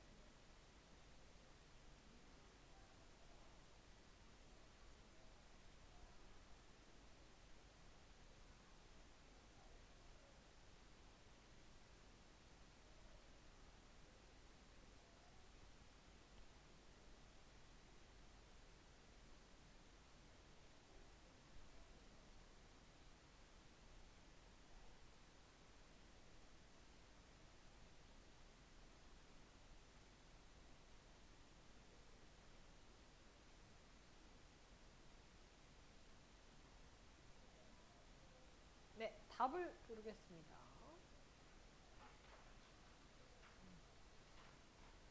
4번의 정답은 5번, 6번의 2번. 됐니?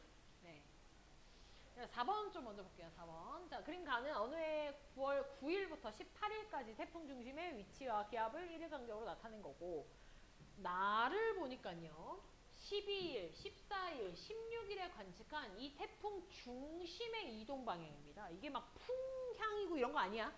그냥 중심이 어떻게 이동했는가, 중심의 이동 방향을 얘기하는 거고, 이동 속도까지도 화살표의 길이로 표시를 좀 한 겁니다. 됐죠? 자, 그랬을 때 지금 일단 12일, 14일, 16일을 빨리 가에 표시하는 게 중요하거든. 시작이 9일부터라고 했으니까 얘가 9일이야. 9, 10, 11, 12, 13, 14, 15, 16 이렇게 됩니다. 되나요? 그럼 12일이 얘들아 방향은 일단 이쪽 방향이고, 맞죠? 간격도 앞뒤로 넓은 걸로 봐서는 이동 속도도 좀 빠르네. 그지? 따라서 그게 나에서 뭐가 되겠어? 기억이 얘가 12일이 되겠네요. 되나요? 그 다음에 14일도 보면은 접선의 방향이 이렇게 북서쪽을 향하고 있고, 그지? 앞뒤로 좀 촘촘한 걸 보니 조금 속도가 느려요. 그리고 16일 걸 보면 방향이 완전히 틀어졌다, 그죠? 북동쪽을 향하죠.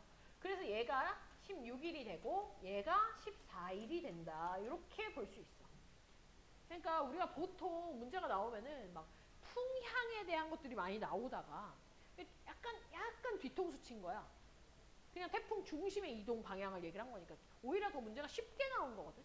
근데 애들이 오히려 막 풍향 이런 걸로 막 헷갈려 해가지고 막 오히려 좀 틀렸던 그런 문제들이에요. 이거를 하고 나면 이제 별로 어렵진 않을 것 같습니다. 기억에 태풍의 세력 나왔네요. 그럼 세력이 10이라고 16이라고 빨리 중심기압 읽어줘야 되겠지, 그지? 11은 1000이고요. 16일은 얼마야? 955쯤 되니? 저거 맞니? 955? 그럼 11이 약하다? 맞지? 네, 중심기압이 높으면 약한 겁니다. 그래서 기억 맞고요. 그다음 니은의 14일에 해당하는 건 니은 맞네요. 그 다음 디귿의 16일과 17일 사이에는 A 지점 같은 경우에는 16일, 17일일 때 A는 안전반원, 그러면 시계 반대 방향, 반시계 방향으로 변한다. 맞네요. 그래서 정답이 기니디입니다. 됐나요? 네. 자, 6번 하기 전에 나 2번 문제 잠깐만 볼게. 그림만 보고 넘어가게, 그림만. 네. 자, 그림을 보게 되면은요, 그림은 지금 풍속을 나타냈거든? 근데 풍속이 약간 좀 대칭적인 것들이 좀 보이지 않니? 그지? 맞지? 대칭이라고 해야 되나? 자, 이쪽은요 되게 풍속이 센데 반대쪽인 풍속이 되게 약해. 뭘로 나눌 수 있어? 위험반원과 안전반원으로 나눌 수 있을 것 같지, 그지? 맞죠? 따라서 태풍은 지금 어떻게 이동하고 있는 거냐? 위험과 안전을 나눠보면 태풍은 이렇게 이동하고 있는 겁니다. 되나요? 그러면 이제 기억의 태풍 방향이 되겠지, 그지? 돼? 일단 니은 디귿은 너네가 못 풉니다. 니은 디귿의 내용은요, 좀 뒤에 나오는 내용들입니다. 뒤에 나오는. 그래서 요거는 그냥 암기성으로 일단은 기억을 해두길 어떻게 기억해두면 되냐면요. 얘들아, 이 태풍의 중심이 저기압들이잖아, 저기압. 저기압이 이렇게 쭉쭉쭉 갈 거 아니야, 그지? 얘들아, 저기압이 형성되어 있는 게 만약에 바다 위에 형성이 되어져 있다면 그 바닷물에서 뭔 일이 일어나게 되냐면요. 밑에 심해에 있는 차가운 물 있지? 차가운 물이 위쪽으로 이렇게 올라오는 현상이 나타납니다. 그걸 우리가 용승이라 부르거든? 그래서 저기압 용승이라고 하는 단어를 그냥 외워두면 좀 좋을 것 같아. 이거는 나중에 우리 한 10강이나 11강쯤에 이게 나올 거거든? 그때 내가 자세한 얘기는 설명을 해줄 건데 그 전에 그냥 저기압 용승 이거에 반대되는 용어는요. 고기압 침강이거든요. 근데 태풍은 고기압하고 관련은 없기 때문에 태풍은 저기압 용승에 해당해서 태풍은 용승 이거 맞는 말. 이렇게 봐주면 되고요. 디귿도 사실 이거 암기성 내용입니다. 내가 아까 무슨 얘기를 했냐면 바닷물이 있으면 바다 위에서 반시계 방향으로 불어 올라간다 했었지, 그지? 반시계 방향으로 불어 올라가다가 위에서 얘가 오히려 불어 나가는 형태가 나타난다. 되니? 그래야 이렇게 불어 나가는 것 중에 일부가 이렇게 하강기류로 내려오니까 이 얘기를 했지. 얘들아, 이 불어 나가는 공기가요, 시계 방향으로 불어 나갑니다. 그래서 이거 내가 필기를 좀 해줄게. 불러줄게. 불러줄게. 나 필기를 좀 해봐봐. 우리가 태풍에 바닷물이 있을 때, 태풍의 하층부하고 필기가 안 되네. 잠깐만. 바다가 이렇게 있을 때요.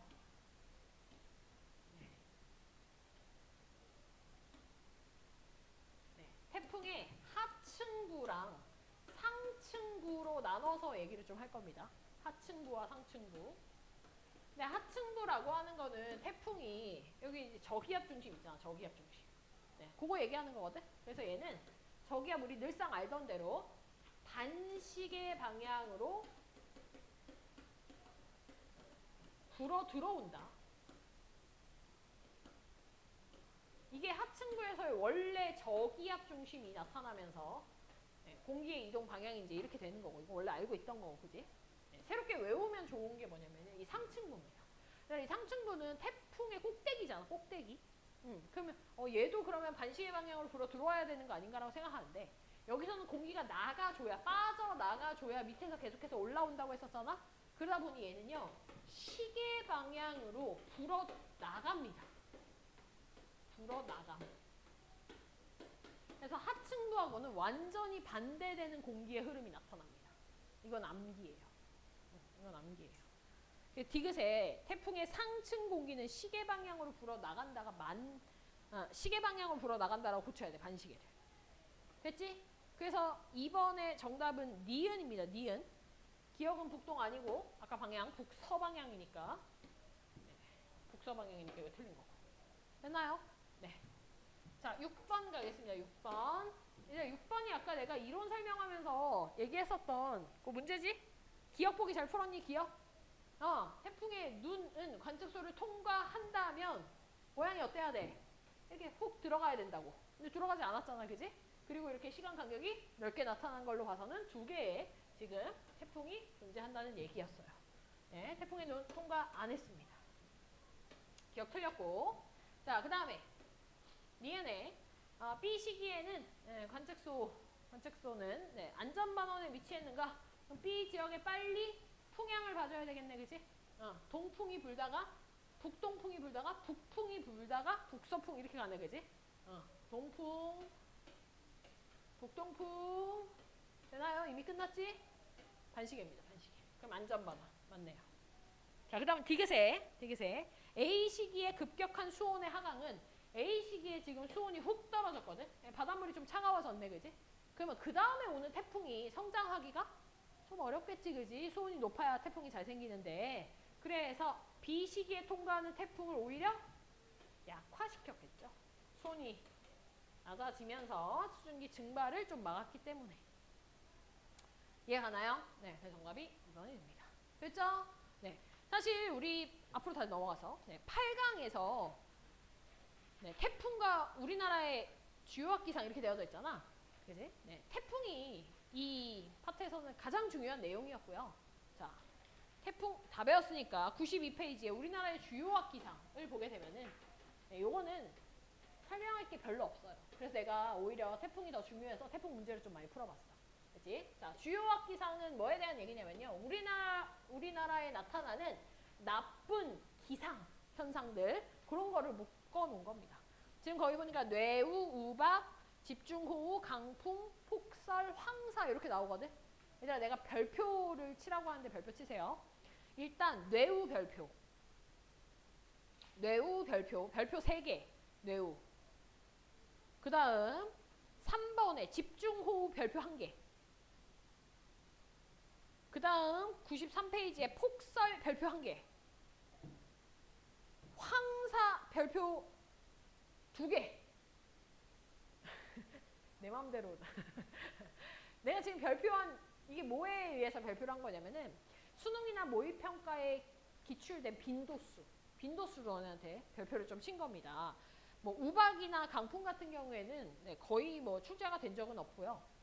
그래서 뭐 나중에 너네가 수능 칠 때 되면 이제 이런 것도 나올 수는 있지만 그래도 지금 가장 많이 나왔던 것들 중심으로 배울 겁니다. 그게 뇌우랑 집중호흡, 폭설, 황사인데 얘들아 설명할 게 거의 없습니다. 다 간단히 설명할 수 있거든요. 봅시다. 뇌우. 뇌우는요. 일단 뇌우가 뭐냐면 비야 비. 비인데 무슨 비냐면 천둥번개 치는 비를 뇌우라고 부릅니다. 천둥번개 치면서 내리는 비를 뇌우라고 해요.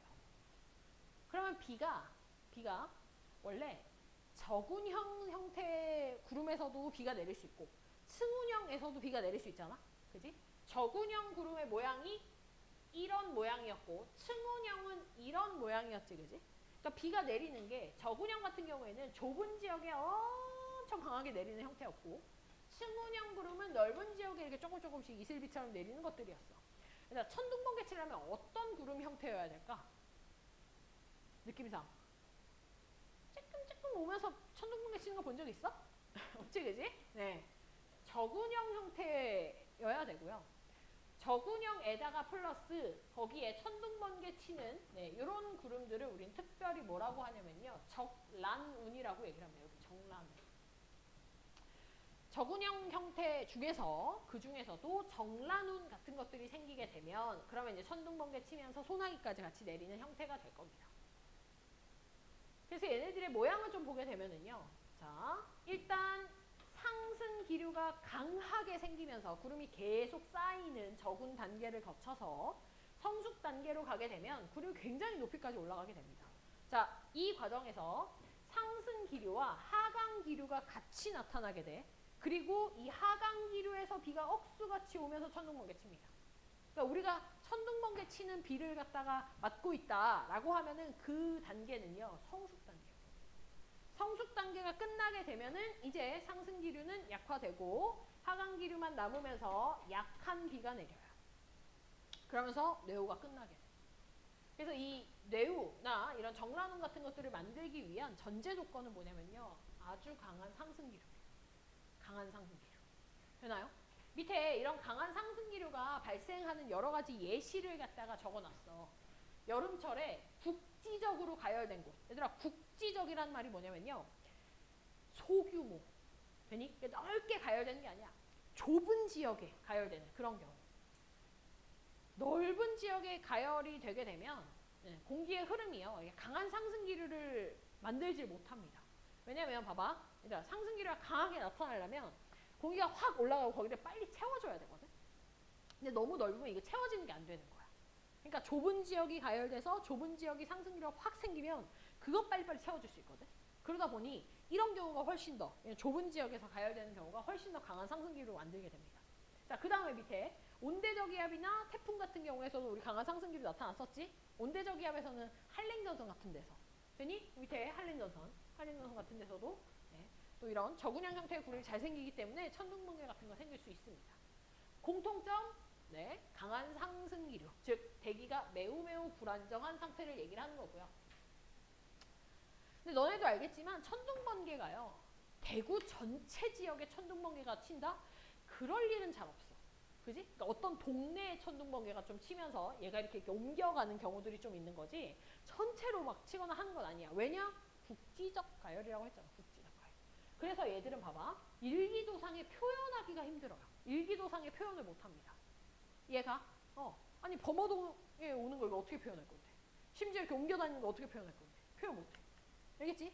그리고 시간도 엄청 짧아. 국지적인 현상이기 때문에 수분에서 길어봐야 수시간입니다. 됐니? 그래서 일기도에 표현 못합니다. 예측 못합니다. 그렇죠? 네. 그렇게 이제 얘기를 할 수 있는 게 뇌우예요. 자, 요 각각의 단계 이름들 잘 기억해둬야 됩니다. 그리고 이 각각의 단계들마다 어떤 기류들이 형성되어져 있는지 상승기류, 하강기류 같이 그 다음 하강기류. 됐지? 천둥번개는 성숙 단계에서 친다. 됐나요? 네. 자, 그럼 이런 뇌우가 발생을 하게 되면 어떤 일들이 같이 생기느냐. 비 많이 옵니다. 그지? 집중호우 같이 생길 거예요. 그지? 천둥번개 치면서 우박도 같이 내릴 수도 있습니다. 끝. 됐지? 네, 넘어갑시다. 자, 말 나온 김에 국지성호우, 집중호우 먼저 보겠습니다. 얘들아, 집중호우는요, 비가 엄청 많이 오는 걸 집중호우라고 부릅니다. 근데 얘도 마찬가지로 뭐냐면 좁은 지역에 짧은 시간 동안 내리는 거야. 그럼 얘도 일기도에 쓸 수 있어 없어? 얘도 일기도에 못 씁니다. 돼? 일기도에 우리가 표현을 하기가 힘들다는 거야. 그렇지? 네, 좁은 지역에 짧은 시간 동안 오는 것들을 보통 우리가 국지성호우 혹은 집중호우 같은 말입니다. 이렇게 부를 거예요. 그러면 많이 온다의 기준이 좀 있어야 될 거 아니야, 그지? 자, 이 집중호우를 결정하는 기준이요 3가지가 있습니다. 이거 외워야 됩니다. 일단 첫 번째, 1시간에 30mm 이상 오면 집중호우야. 1시간에 30mm. 혹은 하루에 80mm 이상 왔다? 집중호우입니다. 또는 연 강수량의 10%가 하루에 왔다? 집중호우예요. 됐나요? 그래서 이 1번, 2번, 3번의 3가지 기준이 모두 다 집중호우를 결정할 수 있는 기준이야. 그러니까 3개 중에 하나라도 해당되면 집중호우예요. 됐나요? 그러니까 태풍 같은 것도 볼 때 집중호우를 동반한다 이렇게 얘기할 수 있는 거야. 비 많이 오니까. 그럼 마찬가지로 얘도 비가 올라면 아니 충운형 구름에서 오는 비 이런 거 안 되겠지, 그지? 네, 그래서 얘도 강한 상승 기류에 의해서 보통 저군형 형태의 구름 만들어지면서 비를 쏟아내는 경우들이 많습니다. 얘도 수십 분에서 수시간 정도로 짧은 형태고요. 반경도 굉장히 좁은 지역에 나타나게 되는 겁니다. 한 동네 이렇게 있지. 네, 요게 이제 집중호우고 보통 장마 전선이 이제 발달했을 때 집중호우가 같이 오기도 하죠. 되나요? 되나요? 네, 요게 이제 집중호우에 대한 얘기입니다. 뭐 피해로는 가옥과 농경지, 도로침수, 산사태. 우리 얼마 전에 장마 전선 때문에 사실 이번에 오히려 태풍보다도 지금 태풍이야 뭐 집계가 아직 안 됐기 때문에 잘 모르겠지만 장마 전선 이번에 심하게 오면서 좀 인명 피해가 좀 있었죠, 우리나라가. 그지? 그때가 이제 내리는 비를 갖다가 장마 전선과 동반한 이런 집중호우다라고 얘기를 하는 겁니다. 다 피해들이 이번에 우리가 겪었던 것들입니다. 그렇죠? 네, 요게 이제 집중호우. 그래서 요거는 기준을 좀 알아야 된다. 기준. 됐니? 네. 자, 이게 또 우박과 같이 동반이 되어져서 내릴 수 있어요. 뇌우 안에 집중호우랑 우박이랑 이런 거 다 같이 나타날 수 있거든. 자, 우박은요 어떨 때 이제 보통 생길 수 있냐면요. 우박은 눈이 아니야. 눈은 내 손바닥에 이렇게 내리면 어떻게 돼? 바로 녹아버리잖아, 그지? 네, 눈이 아니고요. 얘는요 얼음 알갱입니다. 얼음 알갱이. 되니? 얼음이야, 얼음.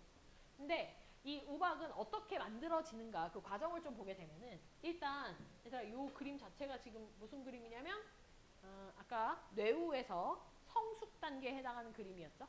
네, 상승 기류를 타고 공기들이 올라가게 됩니다.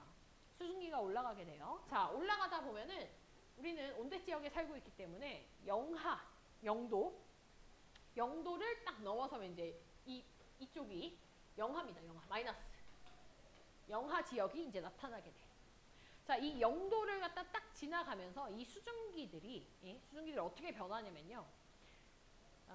수증기들이 그 영하권에 있는 얼음 알갱이, 여기는 얼음 핵이라고 표현이 되어져 있는데 이 얼음 핵에 수증기가 이렇게 들러붙게 되거든, 얘들아.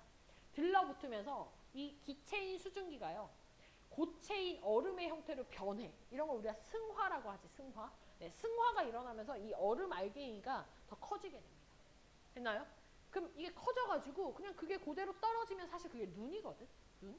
근데 얘는 붙어서 얼음 알갱이 커지고 떨어지려고 하니까 다시 상승기를 타고 올라갑니다. 그럼 어떻게 돼? 또 수증기 들러붙으면서 더 커져. 또 떨어지려고 하는데 다시 또 상승기를 타고 올라가는 거야. 그럼 어떻게 돼? 계속해서 커지는 거야. 그래서 얼음 알갱이의 형태까지 되는 겁니다. 됐나요? 그러다가 이제 진짜 무거워져서 떨어지는 걸 우리가 우박이라고 부를 거예요.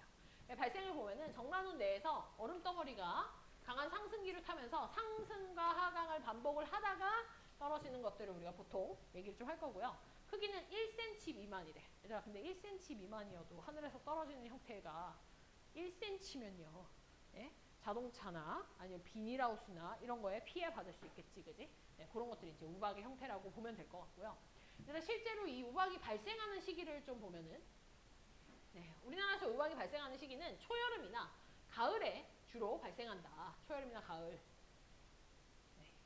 이렇게 이제 얘기를 할 수 있습니다. 여름 안 돼요.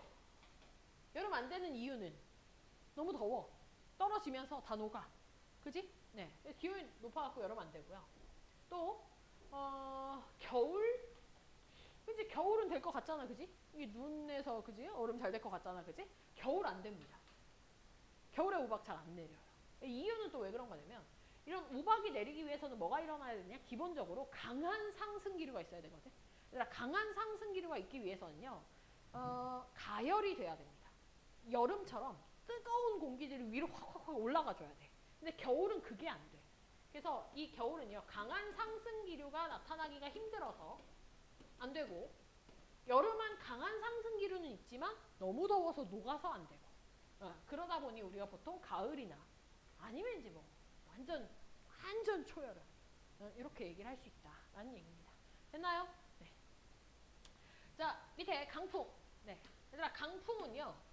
우리가 보통 바람의 평균적인 속도를 좀 볼 건데 10분 동안 평균 내릴 겁니다. 평균 내려서 14m/s 이상이면 강풍이에요.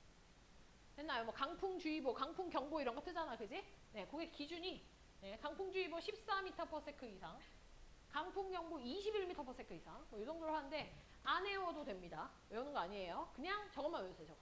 강풍이 14m/s 이상이라는 거. 요것만. 됐죠? 네, 넘어가겠습니다. 뭐 발생은 강풍 별로 뭐 중요하지 않았어. 시베리아 고기압의 영향받아. 겨울에 풍속 세니까 그지? 네. 혹은 태풍 불 때 나타날 수 있다. 넘어갑니다. 폭설.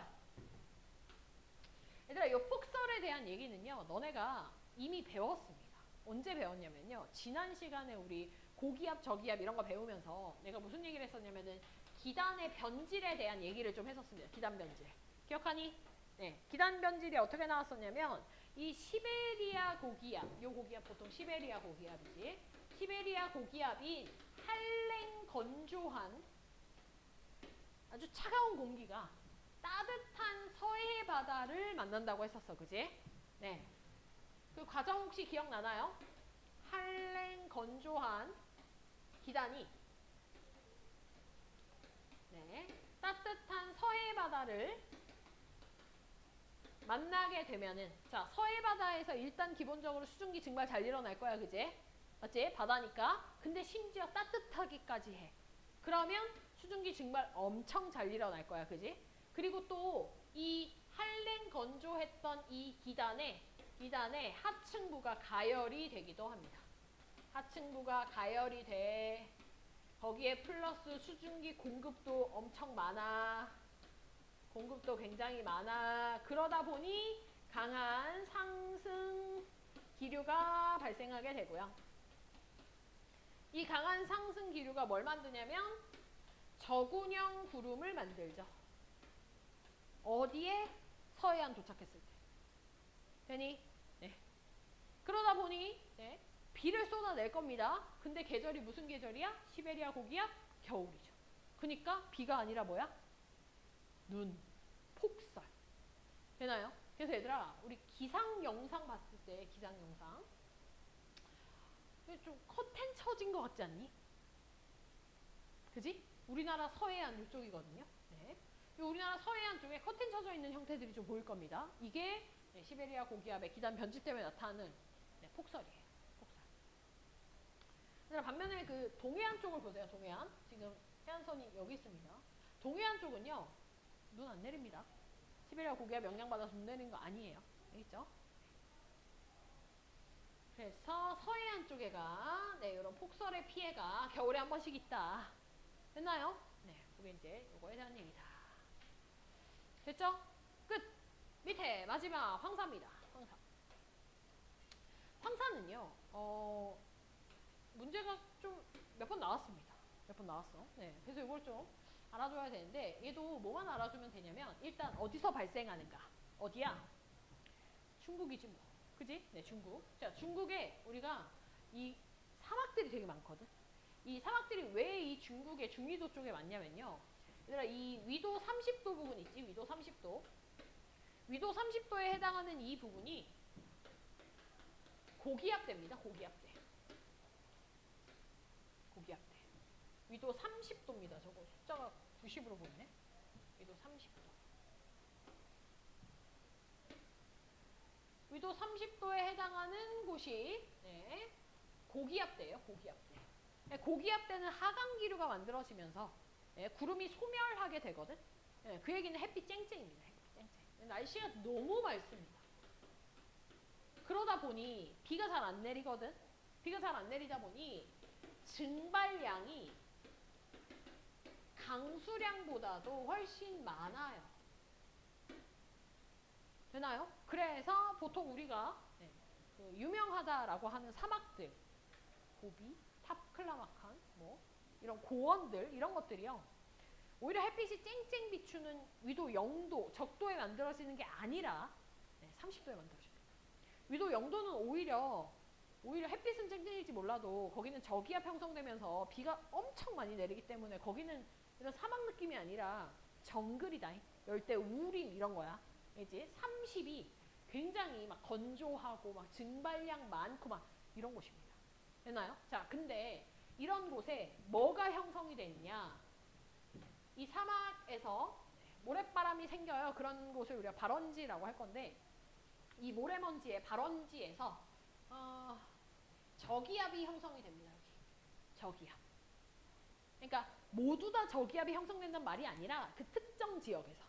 그럼 특정 지역에서 저기압이 형성이 되면은 저기압은 상승기류잖아?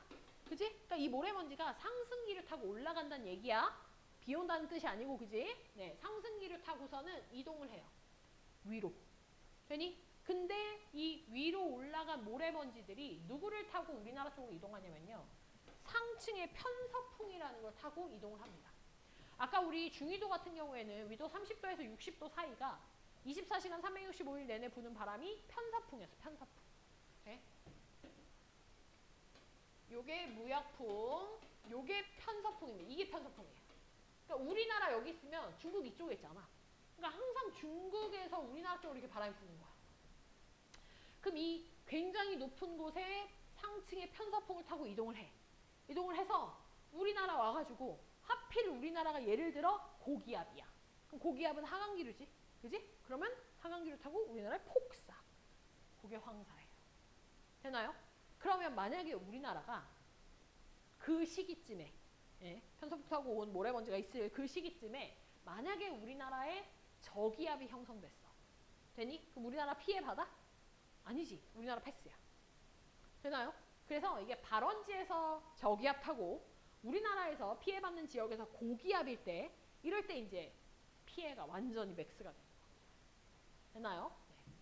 만약에 이 모래먼지가 상층의 편서풍을 타고 이동하는 게 아니었다면 그냥 편서풍, 하층의 편서풍을 탔다면 이렇게 내려오는 과정에서 바다를 만나기 때문에 사실 바다에 다 떨어졌을 겁니다. 근데 아쉽게도 상층의 편서풍을 타기 때문에 폭삭 다 우리나라로 오게 되는 거고요. 이게 반대면 참 좋겠다, 그제? 바람이 우리나라에서 중국 쪽으로 불어준다면, 네, 그러면 이제 편동풍 이런 거 타고 반대로 불 텐데, 편동풍이 만들어지려면요, 지구의 자전 방향이 바뀌어야 됩니다. 그거는 다시 깨어나도 절대로 그런 일은 없을 것 같아서 편서풍 타고 우리나라로 와서 피해를 받는 게 저게 이제 황사라고 생각을 해주면 되겠습니다. 나머지는 다 똑같은 얘기입니다. 됐나요? 네. 여기가 지금 내가 설명한 이게 다 이제 기출에 나왔던 것만 내가 설명을 한 거야. 됐나요? 네. 자, 그래서 여기까지 할 거고요. 여기까지 할 거고 과제는 수능 2점짜리, 3점짜리 해가지고 101페이지까지 하면 될 것 같습니다. 101페이지까지요. 됐나요? 101페이지까지 과제하면 되고 우리 다음 주에 이제 해수의 성질까지 할 거고요. 그래서 다음 주에 해수의 성질까지 다 배우고 나면은 그 다음 주부터는 우리가 내신 대비가 됩니다. 그래서 이제 각자의 원래 내신 대비 반으로 이동을 해가지고 또 수업을 들으면 될 것 같아요. 됐죠? 네, 여기까지 합시다. 끝!